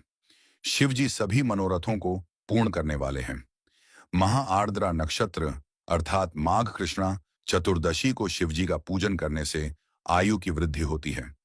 ऐसे ही और भी नक्षत्रों, महीनों तथा वारों में शिवजी की पूजा व भोजन, भोग और मोक्ष देने वाला है। कार्तिक मास में देवताओं का भजन विशेष फलदायक होता है।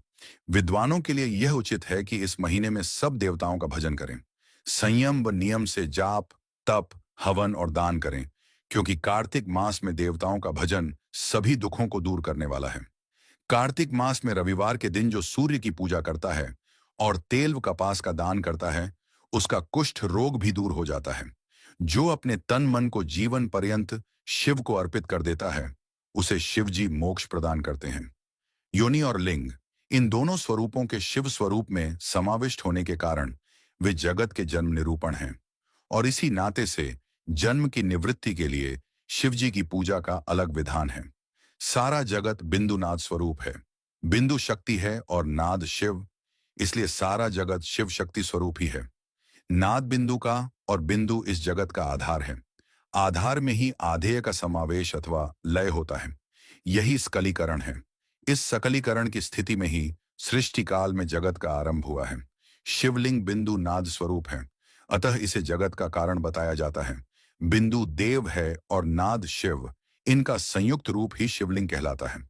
अतः जन्म के संकट से छुटकारा पाने के लिए शिवलिंग की पूजा करनी चाहिए। बिंदु रूपा देवी उमा माता हैं और नाद स्वरूप भगवान शिव पिता। इन माता पिता के पूजित होने से परमानंद की प्राप्ति होती है। देवी उमा जगत की माता हैं और शिव जगत के पिता। जो इनकी सेवा करता है, उस पुत्र पर इनकी कृपा नित्य बढ़ती रहती है। वह पूजक पर कृपा कर उसे अपना आंतरिक ऐश्वर्य प्रदान करते हैं। अतः शिवलिंग को माता पिता का स्वरूप मानकर पूजा करने से आंतरिक आनंद की प्राप्ति होती है। भर्ग, शिव पुरुष रूप हैं और भर्गा शक्ति प्रकृति कहलाती है। पुरुष आदि गर्भ है, क्योंकि वही प्रकृति का जनक है। प्रकृति में पुरुष का संयोग होने से होने वाला जन्म उसका प्रथम जन्म कहलाता है। जीव पुरुष से बारंबार जन्म और मृत्यु को प्राप्त होता है। माया द्वारा प्रकट किया जाना ही उसका जन्म कहलाता है। जीव का शरीर जन्मकाल से ही 6 विकारों से युक्त होता है, इसीलिए इसे जीव की संज्ञा दी गई है। जन्म लेकर जो प्राणी विभिन्न पाशों अर्थात बंधनों में पड़ता है, वह जीव है। जीव पशुता के पाश से जितना छूटने का प्रयास करता है, उसमें उतना ही उलझता जाता है। कोई भी साधन जीव को जन्म मृत्यु के चक्र से मुक्त नहीं कर पाते। शिव के अनुग्रह से ही महामाया का प्रसाद जीव को प्राप्त होता है और मुक्ति मार्ग पर अग्रसर होता है। जन्म मृत्यु के बंधन से मुक्त होने के लिए श्रद्धा पूर्वक शिवलिंग का पूजन करना चाहिए।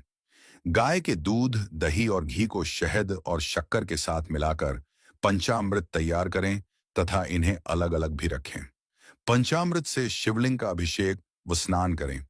दूध व अन्न मिलाकर नैवेद्य तैयार कर प्रणव मंत्र का जाप करते हुए उसे भगवान शिव को अर्पित कर दें। प्रणव को ध्वनिलिंग, स्वयंभूलिंग और नाद स्वरूप होने के कारण नादलिंग तथा बिंदु स्वरूप होने के कारण बिंदुलिंग के रूप में प्रसिद्धि प्राप्त है। अचल रूप से प्रतिष्ठित शिवलिंग को मकार स्वरूप माना जाता है, इसलिए वह मकारलिंग कहलाता है। सवारी निकालने में उकारलिंग का उपयोग होता है। पूजा की दीक्षा देने वाले गुरु आचार्य विग्रह आकार का प्रतीक होने से अकारलिंग के 6 भेद हैं। इनकी नित्य पूजा करने से साधक जीवन मुक्त हो जाता है। दोस्तों, शिव पुराण की कथाएं सुनने के लिए हमसे जुड़े रहें तथा चैनल को सब्सक्राइब अवश्य करें। हर हर महादेव। हर हर महादेव। दोस्तों, शिव पुराण की आज की कथा में हम प्रणव का महात्म्य व शिवलोक के वैभव के विषय में जानेंगे। तो दोस्तों, श्रद्धा पूर्वक महादेव जी का नाम लेकर हमारे चैनल को सब्सक्राइब अवश्य करें। आर्षि बोले, महामुनि, आप हमें प्रणव मंत्र का महात्म्य तथा शिव की भक्ति पूजा का विधान सुनाइए। प्रणव का महात्म्य सूत जी ने कहा, महर्षियों, आप लोग तपस्या के धनी हैं तथा आपने मनुष्यों की भलाई के लिए बहुत ही सुंदर प्रश्न किया है। मैं आपको इसका उत्तर सरल भाषा में दे रहा हूं। प्रकृति से उत्पन्न संसार रूपी महासागर का नाम है प्रणव। इससे पार करने के लिए नौका स्वरूप है, इसलिए ओंकार को प्रणव की संज्ञा दी गई है। प्रपंच न नहीं है, वह तुम्हारे लिए, इसलिए ओम को प्रणव नाम से जाना जाता है। अर्थात प्रणव वह शक्ति है जिसमें जीव के लिए किसी प्रकार का भी प्रपंच अथवा धोखा नहीं है। यह प्रणव मंत्र सभी भक्तों को मोक्ष देता है। मंत्र का जाप तथा इसकी पूजा करने वाले उपासकों को यह नूतन ज्ञान देता है। माया रहित महेश्वर को भी नव अर्थात नूतन कहते हैं। वे परमात्मा के शुद्ध स्वरूप हैं। प्रणव साधक को नया अर्थात शिव स्वरूप देता है। इसलिए विद्वान इसे प्रणव नाम से जानते हैं, क्योंकि यह नव दिव्य परमात्मा ज्ञान प्रकट करता है। इसलिए यह प्रणव है। प्रणव के दो भेद हैं, स्थूल और सूक्ष्म। एयूएम सूक्ष्म प्रणव व नमः शिवाय, यह पंचाक्षर मंत्र स्थूल प्रणव है। जीवन मुक्त पुरुष के लिए सूक्ष्म प्रणव के जाप का विधान है, क्योंकि यह सभी साधनों का सार है। देह का विलय होने तक सूक्ष्म प्रणव मंत्र का जाप अर्थभूत परमात्म तत्व का अनुसंधान करता है। शरीर नष्ट होने पर ब्रह्म स्वरूप शिव को प्राप्त करता है। इस मंत्र का 36 करोड़ बार जाप करने से मनुष्य योगी हो जाता है। यह अकार, उकार, मक्कार, बिंदु और नाद सहित अर्थात अ, उ, तीन दीर्घ अक्षरों और मात्राओं सहित प्रणव होता है, जो योगियों के हृदय में निवास करता है। यही सब पापों का नाश करने वाला है। अशिव है, उ शक्ति और मकार, इनकी एकता है। पृथ्वी, जल, तेज, वायु और आकाश 5 भूत तथा शब्द, स्पर्श आदि 5 विषय कुल मिलाकर 10 वस्तुएं मनुष्य की कामना के विषय हैं। इनकी आशा मन में लेकर जो कर्मों का अनुष्ठान करते हैं, वे प्रवृत्ति मार्गी कहलाते हैं, तथा जो निष्काम भाव से शास्त्रों के अनुसार कर्मों का अनुष्ठान करते हैं, वे निवृत्त मार्गी हैं। वेद के आरंभ में तथा दोनों समय की संध्या वंदना के समय सबसे पहले उकार का प्रयोग करना चाहिए। प्रणव के 9 करोड़ जाप से पुरुष शुद्ध हो जाता है। फिर 9 करोड़ जाप से पृथ्वी की, फिर इतने ही जाप से तेज की, फिर 9 करोड़ जाप से वायु की, और फिर 9 करोड़ जाप से गंध की सिद्धि होती है। ब्राह्मण सहस्र ओंकार मंत्रों का रोजाना जाप करने से प्रबुद्ध व शुद्ध योगी हो जाता है। फिर जितेंद्रिय होकर 5 करोड़ का जाप करता है तथा शिवलोक को प्राप्त होता है। क्रिया, तप और जाप के योग से शिव योगी 3 प्रकार के होते हैं। धन और वैभव से पूजा सामग्री एकत्र कर अंगों से नमस्कार आदि करते हुए इष्ट देव की प्राप्ति के लिए जो पूजा में लगा रहता है, वह क्रिया योगी कहलाता है। पूजा में संलग्न रहकर जो परिमित भोजन करता है एवं बाह्य इंद्रियों को जीतकर वश में करता है, उसे तपोयोगी कहते हैं। सभी सद्गुणों से युक्त होकर सदा शुद्ध भाव से समस्त कार्य कर शांत हृदय से निरंतर जो जाप करता है, वह जप योगी कहलाता है। जो मनुष्य 16 उपचारों से शिव योगी महात्माओं की पूजा करता है, वह शुद्ध होकर मुक्ति को प्राप्त करता है। जप योग का वर्णन। अर्ष्यो, अब मैं तुमसे जप योग का वर्णन करता हूं। सर्वप्रथम मनुष्य को अपने मन को शुद्ध कर पंचाक्षर मंत्र नमः शिवाय का जाप करना चाहिए। यह मंत्र संपूर्ण सिद्धियां प्रदान करता है। इस पंचाक्षर मंत्र के आरंभ में एयूएम ओंकार का जाप करना चाहिए। गुरु के मुख से पंचाक्षर मंत्र का उपदेश पाकर कृष्ण पक्ष प्रतिपदा से लेकर चतुर्दशी तक साधक रोज एक बार परिमित भोजन करे, मौन रहे, इंद्रियों को वश में रखे, माता पिता की सेवा करे, नियम से 1 सहस्र पंचाक्षर मंत्र का जाप करे, तभी उसका जप योग शुद्ध होता है। भगवान शिव का निरंतर चिंतन करते हुए पंचाक्षर मंत्र का 5 लाख जाप करे। झपकाल में शिव जी के कल्याणमय स्वरूप का ध्यान करे। ऐसा ध्यान करे कि भगवान शिव कमल के आसन पर विराजमान हैं। उनका मस्तक गंगा जी और चंद्रमा की कला से सुशोभित है। उनकी बाईं ओर भगवती उमा विराजमान है। अनेक शिवगण वहां खड़े होकर उनकी अनुपम छवि को निहार रहे हैं। मन में सदाशिव का बारंबार स्मरण करते हुए सूर्यमंडल से पहले उनकी मानसिक पूजा करें। पूर्व की ओर मुख करके पंचाक्षर मंत्र का जाप करे। उन दिनों साधक शुद्ध कर्म करे तथा अशुद्ध कर्मों से बचा रहे। जाप की समाप्ति के दिन कृष्ण पक्ष की चतुर्दशी को शुद्ध होकर शुद्ध हृदय से 12 सहस्र जाप करे। तत्पश्चात ईशान, तत्पुरुष, अघोर, वामदेव तथा सद्योजात के प्रतीक स्वरूप 5 शिव भक्त ब्राह्मणों का वरण कर शिव का पूजन विधि पूर्वक कर होम प्रारंभ करे। विधि विधान से भूमि को शुद्ध कर वेदी पर अग्नि प्रज्वलित करे। गाय के घी से 1100 अथवा 1000 आहुतियां स्वयं दे या 108 आहुतियां ब्राह्मण से दिलाए। दक्षिणा के रूप में 1 गाय अथवा बैल देना चाहिए। प्रतीक रूप 5 ब्राह्मणों के चरणों को धोए तथा उस जल से मस्तक को सींचे। ऐसा करने से अगणित तीर्थों में तत्काल स्नान का फल प्राप्त होता है। इसके उपरांत ब्राह्मणों को भरपूर भोजन कराकर देवेश्वर शिव से प्रार्थना करें। फिर 5 लाख जाप करने से समस्त पापों का नाश हो जाता है। पुनः 5 लाख जाप करने पर भूतल से सत्य लोक तक 14 भुवनों पर अधिकार प्राप्त हो जाता है। कर्म माया और ज्ञान माया का तात्पर्य, मां का अर्थ है लक्ष्मी, उसे कर्म भोग प्राप्त होता है, इसलिए यह माया अथवा कर्म माया कहलाती है। इसी से ज्ञान भोग की प्राप्ति होती है, इसलिए उसे माया या ज्ञान माया भी कहा गया है।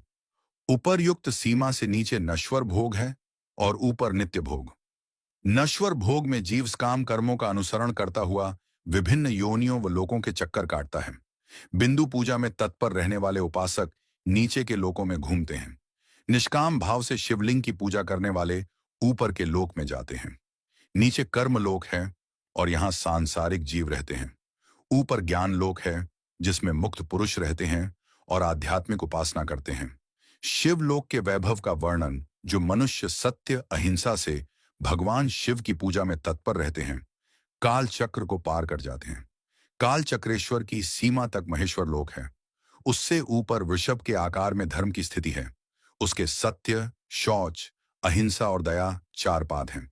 वह साक्षात शिवलोक के द्वार पर खड़ा है। क्षमा उसके सींग हैं, शमकान है। वह वेद ध्वनि रूपी शब्द से विभूषित है। भक्ति उसके नेत्र, वह विश्वास और बुद्धिमन है। क्रिया आदि धर्म रूपी वृषभ हैं जिस पर शिव आरूढ़ होते हैं। ब्रह्मा, विष्णु और महेश की आयु को दिन कहते हैं। कारण स्वरूप ब्रह्मा के सत्यलोक पर्यंत 14 लोक स्थित हैं जो 5 भौतिक गण से परे हैं। उनसे ऊपर कारण रूप विष्णु के 14 लोक हैं तथा इससे ऊपर कारण रूपी रुद्र के 28 लोकों की स्थिति है। फिर कारणे शिव के 56 लोक विद्यमान हैं। सबसे ऊपर 5 आवरणों से युक्त ज्ञानमय कैलाश है, जहां 5 मंडलों, 5 ब्रह्मकालों और आदि शक्ति से संयुक्त आदिलिंग है, जिसे शिवालय कहा जाता है। वहीं पराशक्ति से युक्त परमेश्वर शिव निवास करते हैं। वे सृष्टि, पालन, संहार, तिरोभाव और अनुग्रह आदि कार्यों में कुशल हैं। नित्य कर्मों द्वारा देवताओं का पूजन करने से शिव तत्व का साक्षात्कार होता है। जिन पर शिव की कृपा दृष्टि पड़ चुकी है, वे सब मुक्त हो जाते हैं। अपनी आत्मा में आनंद का अनुभव करना ही मुक्ति का साधन है। जो पुरुष क्रिया, तप, जाप, ज्ञान और ध्यान रूपी धर्मों से शिव का साक्षात्कार करके मोक्ष को प्राप्त कर लेता है, ताहै उसके अज्ञान को भगवान शिव दूर कर देते हैं।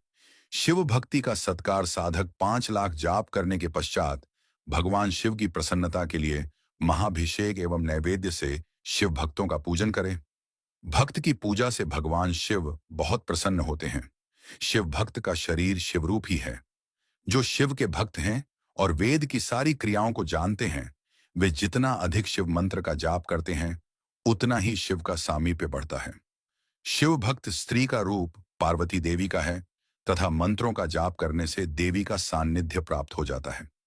साधक स्वयं शिव स्वरूप होकर पराशक्ति अर्थात पार्वती का पूजन, शक्ति बेड़ तथा लिंग का चित्र बनाकर अथवा मिट्टी से इनकी आकृति का निर्माण करके प्राण प्रतिष्ठा कर इसका पूजन करे। शिवलिंग को शिव मानकर अपने को शक्ति रूप समझकर शक्ति लिंग को देवी मानकर पूजन करे। शिव भक्त शिव मंत्र रूप होने के कारण शिव के स्वरूप है। जो 16 उपचारों से उनकी पूजा करता है, उसे अभीष्ट फलों की प्राप्ति होती है। उपासना के उपरांत शिव भक्त की सेवा से विद्वानों पर शिवजी प्रसन्न होते हैं। 5, 10 या 100 सपत्नीक शिव भक्तों को बुलाकर आदर पूर्वक भोजन कराएं।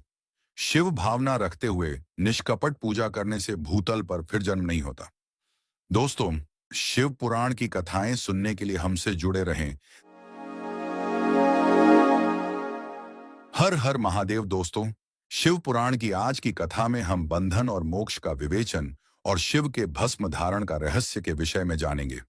तो दोस्तों, श्रद्धा पूर्वक महादेव जी का नाम लेकर हमारे चैनल को सब्सक्राइब अवश्य करें। आर्षि बोले, सर्वज्ञों में श्रेष्ठ सूत जी, बंधन और मोक्ष क्या है, कृपया हम पर कृपा कर हमें बताएं। सूत जी ने कहा, महर्षियों, मैं बंधन और मोक्ष के स्वरूप व उपाय का वर्णन तुम्हारे लिए कर रहा हूं। पृथ्वी के 8 बंधनों के कारण ही आत्मा की जीव संज्ञा है, अर्थात बंधनों में बंधा हुआ जीव बद्ध कहलाता है और जो उन बंधनों से छूटा हुआ है उसे मुक्त कहते हैं। प्रकृति, बुद्धि, त्रिगुणात्मक अहंकार और 5 तन्मात्राएं आदि 8 तत्वों के समूह से देह की उत्पत्ति हुई है। देह से कर्म होता है और फिर कर्म से नूतन देह की उत्पत्ति होती है। शरीर को स्थूल, सूक्ष्म और कारण के भेद से जानना चाहिए। स्थूल शरीर व्यापार कराने वाला, सूक्ष्म शरीर इंद्रिय भोग प्रदान करने वाला तथा शरीर को आत्मानंद की अनुभूति कराने वाला होता है। कर्मों के द्वारा ही जीव पाप और पुण्य भोगता है। इन्हीं से सुख दुख की प्राप्ति होती है। अतः कर्म पाश में बंधकर जीव शुभाशुभ कर्मों द्वारा चक्र की भांति घुमाया जाता है। इससे छुटकारा पाने के लिए महाचक्र के कर्ता भगवान शिव की स्तुति और आराधना करनी चाहिए। शिव ही सर्वज्ञ, परिपूर्ण और अनंत शक्तियों को धारण किए हैं। जो मन, वचन, शरीर और धन से बेरलिंग या भक्त जनों में शिव भावना करके उनकी पूजा करते हैं, उन पर शिव जी की कृपा अवश्य होती है। शिवलिंग में शिव की प्रतिमा ने शिव भक्त जनों में शिव की भावना करके उनकी प्रसन्नता के लिए पूजा करनी चाहिए। पूजन शरीर, मन, वाणी और धन से कर सकते हैं। भगवान शिव पूजा करने वाले पर विशेष कृपा करते हैं और अपने लोक में निवास का सौभाग्य प्रदान करते हैं। जब तन्मात्राएं वश में हो जाती हैं, तब जीव जगदम्बा सहित शिव का सामीप्य प्राप्त कर लेता है। भगवान का प्रसाद प्राप्त होने पर बुद्धि वश में हो जाती है। सर्वज्ञता और तृप्ति शिव के ऐश्वर्य हैं। इन्हें पाकर मनुष्य की मुक्ति हो जाती है। इसलिए शिव का कृपा प्रसाद प्राप्त करने के लिए उन्हीं का पूजन करना चाहिए। शिव क्रिया, शिव तप, शिव मंत्र जाप, शिव ज्ञान और शिव ध्यान प्रतिदिन प्रातः से रात को सोते समय तक, जन्म से मृत्यु तक करना चाहिए एवं मंत्रों और विभिन्न पुष्पों से शिव की पूजा करनी चाहिए। ऐसा करने से भगवान शिव का लोक प्राप्त होता है। आर्षि बोले, उत्तम व्रत का पालन करने वाले सूत जी, शिवलिंग की पूजा कैसे करनी चाहिए, कृपया हमें बताइए। सूत जी ने कहा, ब्राह्मणों, सभी कामनाओं को पूर्ण करने वाले लिंग के स्वरूप का मैं तुमसे वर्णन कर रहा हूं। सूक्ष्म लिंग निष्कल होता है और स्थूल लिंग सकल। पंचाक्षर मंत्र को स्थूल लिंग कहते हैं। दोनों ही लिंग साक्षात मोक्ष देने वाले हैं। प्रकृति एवं पौरुष लिंग के रूपों के बारे में एकमात्र भगवान शिव ही जानते हैं और कोई नहीं जानता। पृथ्वी पर 5 लिंग हैं, जिनका विवरण मैं तुम्हें सुनाता हूं। पहला स्वयंभू शिवलिंग, दूसरा बिंदुलिंग, तीसरा प्रतिष्ठित लिंग, चौथा चरलिंग और 5वां गुरुलिंग है। देवर्षियों की तपस्या से संतुष्ट हो उनके समीप प्रकट होने के लिए पृथ्वी के अंतर्गत बीज रूप में व्याप्त हुए भगवान शिव वृक्षों के अंकुर की भांति भूमि को भेद कर नादलिंग के रूप में व्यक्त हो जाते हैं। स्वतः प्रकट होने के कारण ही इसका नाम स्वयंभूलिंग है। इसकी आराधना करने से ज्ञान की वृद्धि होती है। सोने चांदी, भूमि, वेदी पर हाथ से प्रणव मंत्र लिखकर भगवान शिव की प्रतिष्ठा और आह्वान करें तथा 16 उपचारों से उनकी पूजा करें। ऐसा करने से साधक को ऐश्वर्य की प्राप्ति होती है। देवताओं और ऋषियों ने आत्म सिद्धि के लिए पौरुष लिंग की स्थापना मंत्रों के उच्चारण द्वारा की है। यही प्रतिष्ठित लिंग कहलाता है। किसी ब्राह्मण अथवा राजा द्वारा मंत्र पूर्वक स्थापित किया गया लिंग भी प्रतिष्ठित लिंग कहलाता है, किंतु वह प्राकृत लिंग है। शक्तिशाली और नित्य होने वाला पौरुष लिंग तथा दुर्बल और अनित्य होने वाला प्राकृत लिंग कहलाता है। लिंग, नाभि, जीभ, हृदय और मस्तक में विराजमान आध्यात्मिक लिंग को चरलिंग कहते हैं। पर्वत को पौरुष लिंग और भूतल को विद्वान प्राकृत लिंग मानते हैं। पौरुष लिंग समस्त ऐश्वर्य को प्रदान करने वाला है। प्राकृत लिंग धन प्रदान करने वाला है। चरलिंग में सबसे प्रथम रसलिंग ब्राह्मणों को अभीष्ट वस्तु प्रदान करने वाला है। सुवर्ण लिंग वैश्यों को धन, बाण लिंग क्षत्रियों को राज्य, सुंदर लिंग शूद्रों को महाशुद्धि प्रदान करने वाला है। बचपन, जवानी और बुढ़ापे में स्फटिकमय शिवलिंग का पूजन स्त्रियों को समस्त भोग प्रदान करने वाला है। समस्त पूजा कर्म गुरु के सहयोग से करें। इष्ट देव का अभिषेक करने के पश्चात अघनी के चावल की बनी खीर तथा नैवेद्य अर्पण करें। निवृत्त मनुष्य को सूक्ष्म लिंग का पूजन विभूति के द्वारा करना चाहिए। विभूति लोकाग्निजनित, वेदाग्निजनित और शिवाग्निजनित 3 प्रकार की होती हैं। लोकाग्निजनित अर्थात लौकिक भस्म को शुद्धि के लिए रखें। मिट्टी, लकड़ी और लोहे के पात्रों की धान्य, तिल, वस्त्र आदि की भस्म से शुद्धि होती है। वेदों से जनित भस्म को वैदिक कर्मों के अंत में धारण करना चाहिए। मूर्तिधारी शिव का मंत्र पढ़कर बेल की लकड़ी जलाएं। कपिला गाय के गोबर तथा शमी, पीपल, पलाश, बड़, अमलताश और बेर की लकड़ियों से अग्नि जलाएं। इसे शुद्ध भस्म माना जाता है। भगवान शिव ने अपने गले में विराजमान प्रपंच को जलाकर भस्म रूप से सारतत्व को ग्रहण किया है। उनके सारे अंग विभिन्न वस्तुओं के सार रूप हैं। भगवान शिव ने अपने माथे के तिलक में ब्रह्मा, विष्णु और रुद्र के सारथत्व को धारण किया है। सजल भस्म को धारण करके शिव जी की पूजा करने से सारा फल मिलता है। शिव मंत्र से भस्म धारण कर श्रेष्ठ आश्रमी होता है। शिव की पूजा अर्चना करने वाले को अपवित्रता और सूतक नहीं लगता। गुरु शिष्य के राजस, तामस और तमोगुण का नाश कर शिव का बोध कराता है।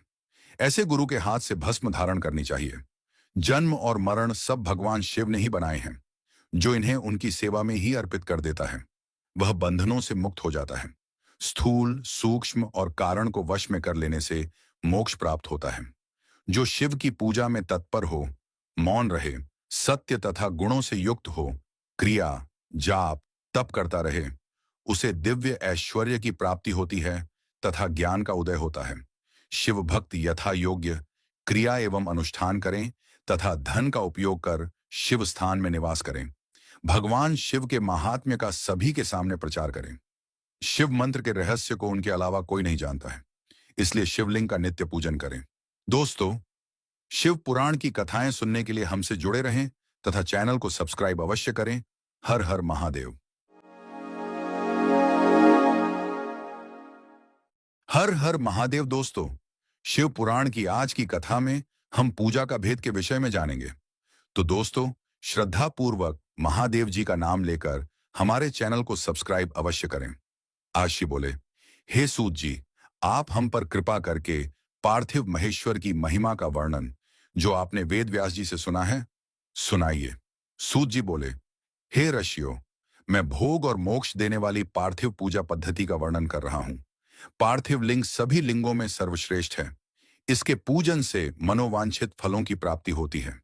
अनेक देवता, दैत्य, मनुष्य, गंधर्व, सर्प एवं राक्षस शिवलिंग की उपासना से अनेक सिद्धियां प्राप्त कर चुके हैं। जिस प्रकार सतयुग में रत्न का, त्रेता में स्वर्ण का व द्वापर में पारे का महत्व है, उसी प्रकार कलयुग में पार्थिव लिंग अति महत्वपूर्ण है। शिव मूर्ति का पूजन तप से भी अधिक फल प्रदान करता है। जिस प्रकार गंगा नदी सभी नदियों में श्रेष्ठ एवं पवित्र मानी जाती है, उसी प्रकार पार्थिव लिंग सभी लिंगों में सर्वश्रेष्ठ है। जैसे सब व्रतों में शिवरात्रि का व्रत श्रेष्ठ है, सब दैवीय शक्तियों में दैवी शक्ति श्रेष्ठ है, वैसे ही सब लिंगों में पार्थिव लिंग श्रेष्ठ है। पार्थिव लिंग का पूजन धन, वैभव, आयु एवं लक्ष्मी देने वाला तथा संपूर्ण कार्यों को पूर्ण करने वाला है। जो मनुष्य भगवान शिव का पार्थिव लिंग बनाकर प्रतिदिन पूजा करता है, वह शिव पद एवं शिवलोक को प्राप्त करता है। निष्काम भाव से पूजन करने वाले को मुक्ति मिल जाती है। जो ब्राह्मण कुल में जन्म लेकर भी पूजन नहीं करता, वह घोर नरक को प्राप्त करता है। दोस्तों, शिव पुराण की कथाएं सुनने के लिए हमसे जुड़े रहें तथा चैनल को सब्सक्राइब अवश्य करें। हर हर महादेव। हर हर महादेव। दोस्तों, शिव पुराण की आज की कथा में हम पार्थिव लिंग पूजन की विधि के विषय में जानेंगे। तो दोस्तों, श्रद्धा पूर्वक महादेव जी का नाम लेकर हमारे चैनल को सब्सक्राइब अवश्य करें। पार्थिव लिंग की श्रेष्ठता तथा महिमा का वर्णन करते हुए सूत जी ने कहा, हे श्रेष्ठ महर्षियों, वैदिक कर्मों के प्रति श्रद्धा भक्ति रखने वाले मनुष्यों के लिए पार्थिव लिंग पूजा पद्धति ही परम उपयोगी एवं श्रेष्ठ है तथा भोग एवं मोक्ष प्रदान करने वाली है। सर्वप्रथम सूत्रों की विधि से स्नान करें। सांध्योपासना के उपरांत ब्रह्म यज्ञ करें। तत्पश्चात देवताओं, ऋषियों, मनुष्यों और पितरों का तर्पण करें। सब नित्य कर्मों को करके शिव भगवान का स्मरण करते हुए भस्म तथा रुद्राक्ष को धारण करें। फिर पूर्ण भक्ति भावना से पार्थिव लिंग की पूजा अर्चना करें। ऐसा करने से संपूर्ण मनोवांछित फलों की प्राप्ति होती है। किसी नदी या तालाब के किनारे, पर्वत पर या जंगल में या शिवालय में अथवा अन्य किसी पवित्र स्थान पर पार्थिव पूजन करना चाहिए। पवित्र स्थान की मिट्टी से शिवलिंग का निर्माण करना चाहिए। ब्राह्मण श्वेत मिट्टी से, क्षत्रिय लाल मिट्टी से, वैश्य पीली मिट्टी से एवं शूद्र काली मिट्टी से शिवलिंग का निर्माण करें। शिवलिंग हेतु मिट्टी को एकत्र कर उसे गंगा जल से शुद्ध करके धीरे धीरे उससे लिंग का निर्माण करें तथा इस संसार के सभी भोगों को तथा संसार से मोक्ष प्राप्त करने हेतु पार्थिव लिंग का पूजन भक्ति भावना से करें। सर्वप्रथम ओम नमः शिवाय मंत्र का उच्चारण करते हुए समस्त पूजन सामग्री को एकत्र कर उसे जल से शुद्ध करें। भूरसी मंत्र द्वारा क्षेत्र की सिद्धि करें। फिर जल का संस्कार करें। स्फटिक शिला का घेरा बनाएं तथा क्षेत्र शुद्ध करें। तत्पश्चात शिवलिंग की प्रतिष्ठा करें तथा वैदिक रीति से पूजा उपासना करें। भगवान शिव का आवाहन करें तथा आसन पर उन्हें स्थापित करके उनके समक्ष आसन पर स्वयं बैठ जाएं। शिवलिंग को दूध, दही और घी से स्नान कराएं। आर्चाओं से मधु, शहद और शक्कर से स्नान कराएं। ये पांचों वस्तुएं दूध, दही, घी, शहद और शक्कर पंचामृत कहलाते हैं। इन्हीं वस्तुओं से लिंग को स्नान कराएं। तदोपरांत उत्तरीय धारण कराएं। चारों अर्चाओं को पढ़कर भगवान शिव को वस्त्र और यज्ञोपवीत समर्पित करें तथा सुगंधित चंदन एवं रोली चढ़ाएं तथा अक्षत, फूल और बेलपत्र अर्पित करें। नैवेद्य और फल अर्पित कर 11 रुद्रों का पूजन करें तथा पूजन कर्म करने वाले पुरोहित को दक्षिणा दें। हर, महेश्वर, शंभु, शूलपाणी, पिनाकधारी, शिव, पशुपति, महादेव, गिरिजापति आदि नामों से पार्थिव लिंग का पूजन करें तथा आरती करें। शिवलिंग की परिक्रमा करें तथा भगवान शिव को साष्टांग प्रणाम करें। पंचाक्षर मंत्र तथा 16 उपचारों से विधिवत पूजन करें। इस प्रकार पूजन करते हुए भगवान शिव से इस प्रकार प्रार्थना करें। सबको सुख समृद्धि प्रदान करने वाले हे कृपानिधान भूतनाथ शिव, आप मेरे प्राणों में बसते हैं। आपके गुण ही मेरे प्राण हैं। आप मेरे सब कुछ हैं। मेरा मन सदैव आपका ही चिंतन करता है।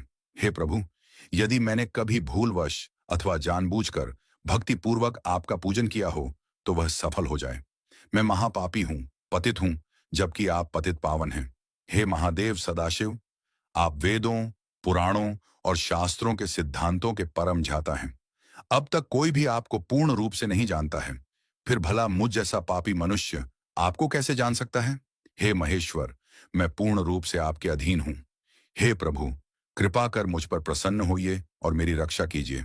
इस प्रकार प्रार्थना करने के बाद भगवान शिव को फूल व अक्षत चढ़ाकर प्रणाम कर आदरपूर्वक विसर्जन करें। हे मुनियों, इस प्रकार की गई भगवान शिव की पूजा भोग और मोक्ष प्रदान करने वाली एवं भक्ति भाव बढ़ाने वाली है। दोस्तों, शिव पुराण की कथाएं सुनने के लिए हमसे जुड़े रहें तथा चैनल को सब्सक्राइब अवश्य करें। हर हर महादेव। हर हर महादेव। दोस्तों, शिव पुराण की आज की कथा में हम शिवलिंग की संख्या के विषय में जानेंगे। तो दोस्तों, श्रद्धा पूर्वक महादेव जी का नाम लेकर हमारे चैनल को सब्सक्राइब अवश्य करें। सूत जी बोले, महर्षियों, पार्थिव लिंगों की पूजा करोड़ों यज्ञों का फल देने वाली है। कलयुग में शिवलिंग पूजन मनुष्यों के लिए सर्वश्रेष्ठ है। यह भोग और मोक्ष देने वाला एवं शास्त्रों का निश्चित सिद्धांत है। शिवलिंग 3 प्रकार के हैं, उत्तम, मध्यम और अधम। 4 अंगुल ऊंचे वेदी से युक्त सुंदर शिवलिंग को उत्तम शिवलिंग कहा जाता है। उसे आधा मध्यम तथा मध्यम से आधा अधम कहलाता है। ब्राह्मण, क्षत्रिय व वैदिक उपचारों से आदर पूर्वक शिवलिंग की पूजा करनी चाहिए। पोआशी बोले, हे सूत जी, शिवजी के पार्थिव लिंग की कुल कितनी संख्या है? सूत जी बोले, हे ऋषियों, पार्थिव लिंग की संख्या मनोकामना पर निर्भर करती है। बुद्धि की प्राप्ति के लिए सद्भावना पूर्वक 1000 पार्थिव शिवलिंग का पूजन करें। धन की प्राप्ति के इच्छुक 1500 शिवलिंगों का तथा वस्त्र प्राप्ति हेतु 500 शिवलिंगों का पूजन करें।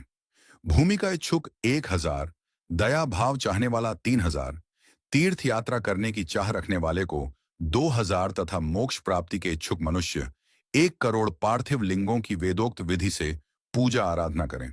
अपनी कामनाओं के अनुसार शिवलिंगों की पूजा करें। पार्थिव लिंगों की पूजा करोड़ों यज्ञों का फल देने वाली है तथा उपासक को भोग और मोक्ष प्रदान करती है। इसके समान कोई और श्रेष्ठ नहीं है, अर्थात यह सर्वश्रेष्ठ है। शिवलिंग की नियमित पूजा अर्चना से मनुष्य सभी विपत्तियों से मुक्त हो जाता है। शिवलिंग का नियमित पूजन भवसागर से तरने का सबसे सरल तथा उत्तम उपाय है। हर रोज लिंग का पूजन वेदोक्त विधि से करना चाहिए। भगवान शंकर का नैवेद्यांत पूजन करना चाहिए। भगवान शंकर की 8 मूर्तियां पृथ्वी, जल, अग्नि, वायु, आकाश, सूर्य, चंद्रमा तथा यजमान हैं। इसके अतिरिक्त शिव, भव, रुद्र, उग्र, भीम, ईश्वर, महादेव तथा पशुपति नामों का भी पूजन करें। अक्षत, चंदन और बेलपत्र लेकर भक्तिपूर्वक शिवजी का पूजन करें तथा उनके परिवार, जिसमें ईशान, नंदी, छंड, महाकाल, भृंगी, वृष, स्कंद, कपर्दीश्वर, शुक्र तथा सोम हैं का 10 दिशाओं में पूजन करें। शिवजी के वीरभद्र और कीर्तिमुख के पूजन के पश्चात 11 रुद्रों की पूजा करें। पंचाक्षर मंत्र का जाप करें तथा शतरुद्रीय और शिव पंचाग का पाठ करें। इसके उपरांत शिवलिंग की परिक्रमा कर शिवलिंग का विसर्जन करें। रात्रि के समय समस्त देव कार्यों को उत्तर दिशा की ओर मुंह करके ही करना चाहिए। पूजन करते समय मन में भगवान शिव का स्मरण करना चाहिए। जिस स्थान पर शिवलिंग स्थापित हो वहां पर पूर्व, पश्चिम और उत्तर दिशा में न बैठें, क्योंकि पूर्व दिशा भगवान शिव के सामने पड़ती है और इष्ट देव का सामना नहीं रोकना चाहिए। उत्तर दिशा में शक्ति स्वरूपा देवी उमा विराजमान रहती हैं। पश्चिम दिशा में शिवजी का पीछे का भाग है और पूजा पीछे से नहीं की जा सकती, इसलिए दक्षिण दिशा में उत्तराभिमुख होकर बैठना चाहिए। शिव के उपासकों को भस्म से त्रिपुंड लगाकर रुद्राक्ष की माला, बेलपत्र आदि लेकर भगवान का पूजन करना चाहिए। यदि भस्म न मिले तो मिट्टी से ही त्रिपुंड का निर्माण करके पूजन करना चाहिए। दोस्तों, शिव पुराण की कथाएं सुनने के लिए हमसे जुड़े रहें तथा चैनल को सब्सक्राइब अवश्य करें। हर हर महादेव। हर हर महादेव। दोस्तों, शिव पुराण की आज की कथा में हम शिव नैवेद्य और बिल्व महात्म्य के विषय में जानेंगे। तो दोस्तों, श्रद्धा पूर्वक महादेव जी का नाम लेकर हमारे चैनल को सब्सक्राइब अवश्य करें। आर्षि बोले, हे सूत जी, हमने पूर्व में सुना है कि शिव का नैवेद्य ग्रहण नहीं करना चाहिए। इस संबंध में शास्त्र क्या कहते हैं, इसके बारे में बताइए तथा बिल्व के महात्म्य को भी स्पष्ट कीजिए। सूत जी ने कहा, हे मुनियों, आप सभी शिव व्रत का पालन करने वाले हैं, इसलिए मैं आपको प्रसन्नता पूर्वक सारी बातें बता रहा हूं। आप ध्यान पूर्वक सुने। भगवान शिव के भक्त को जो उत्तम व्रत का पालन करता है तथा बाहर भीतर से पवित्र व शुद्ध है, अर्थात निष्काम भावना से भगवान शंकर की पूजा अर्चना करता है, शिव नैवेद्य का अवश्य भक्षण करना चाहिए, क्योंकि नैवेद्य को देख लेने से ही सारे पाप दूर हो जाते हैं। उसको ग्रहण करने से बहुत से पुण्यों का फल मिलता है। नैवेद्य को खाने से हजारों और अरबों यज्ञों का पुण्य अंदर आ जाता है। जिसके घर में शिवजी के नैवेद्य का प्रचार होता है, उसका घर तो पवित्र है ही, बल्कि वह साथ के अन्य घरों को भी पवित्र कर देता है। इसलिए सिर झुकाकर प्रसन्नता पूर्वक एवं भक्ति भावना से इसे ग्रहण करें और इसे खा लें। जो मनुष्य इसे ग्रहण करने या लेने में विलंब करता है, वह पाप का भागी होता है। शिव की दीक्षा से युक्त शिव भक्त के लिए नैवेद्य महाप्रसाद है। जो मनुष्य भगवान शिव के अलावा अन्य देवताओं की दीक्षा भी धारण किए हैं, उनके संबंध में ध्यानपूर्वक सुनिए। ब्राह्मणों, जहां से शालग्राम शिला की उत्पत्ति होती है, वहां उत्पन्न लिंग में, रस लिंग में, पाषाण, रजत तथा सुवर्ण से निर्मित लिंग में, देवताओं तथा सिद्धों द्वारा प्रतिष्ठित लिंग में, केसर लिंग, स्फटिक लिंग, रत्न निर्मित लिंग तथा समस्त ज्योतिर्लिंगों में विराजमान भगवान शिव के नैवेद्य को ग्रहण करना चांद्रायण व्रत के समान पुण्यदायक है। शिव नैवेद्य भक्षण करने एवं उसे सिर पर धारण करने से ब्रह्म हत्या के पाप से भी छुटकारा मिल जाता है और मनुष्य पवित्र हो जाता है। परंतु जहां चांडालों का अधिकार हो, वहां का महाप्रसाद भक्तिपूर्वक भक्षण नहीं करना चाहिए। बाणलिंग, लौह निर्मित लिंग, सिद्धलिंग, उपासना से प्राप्त अर्थात सिद्धों द्वारा स्थापित लिंग, स्वयं भूलिंग एवं मूर्तियों का जहां पर छंड का अधिकार नहीं है, जो मनुष्य भक्तिपूर्वक स्नान कराकर उस जल का 3 बार आचमन करता है, उसके सभी कायिक, वाचिक और मानसिक पाप नष्ट हो जाते हैं।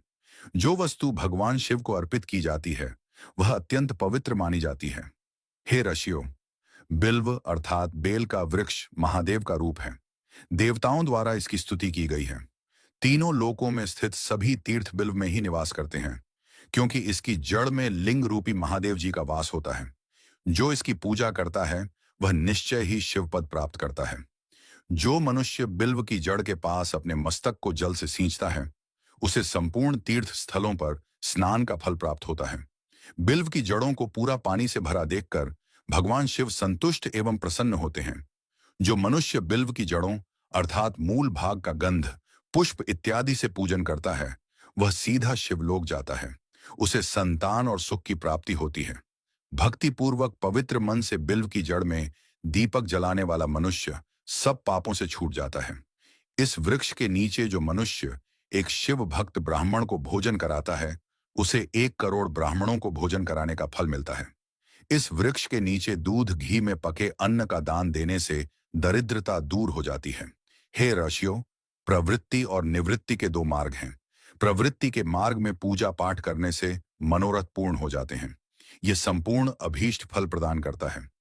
किसी सुपात्र गुरु द्वारा विधि विधान से पूजन कराएं। अभिषेक के बाद अघनी चावल से बना नैवेद्य अर्पण करें।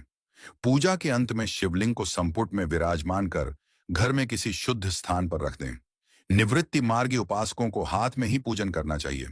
भिक्षा में प्राप्त भोजन को ही नैवेद्य के रूप में अर्पित करें। निवृत्ति पुरुषों के लिए सूक्ष्म लिंग ही श्रेष्ठ है।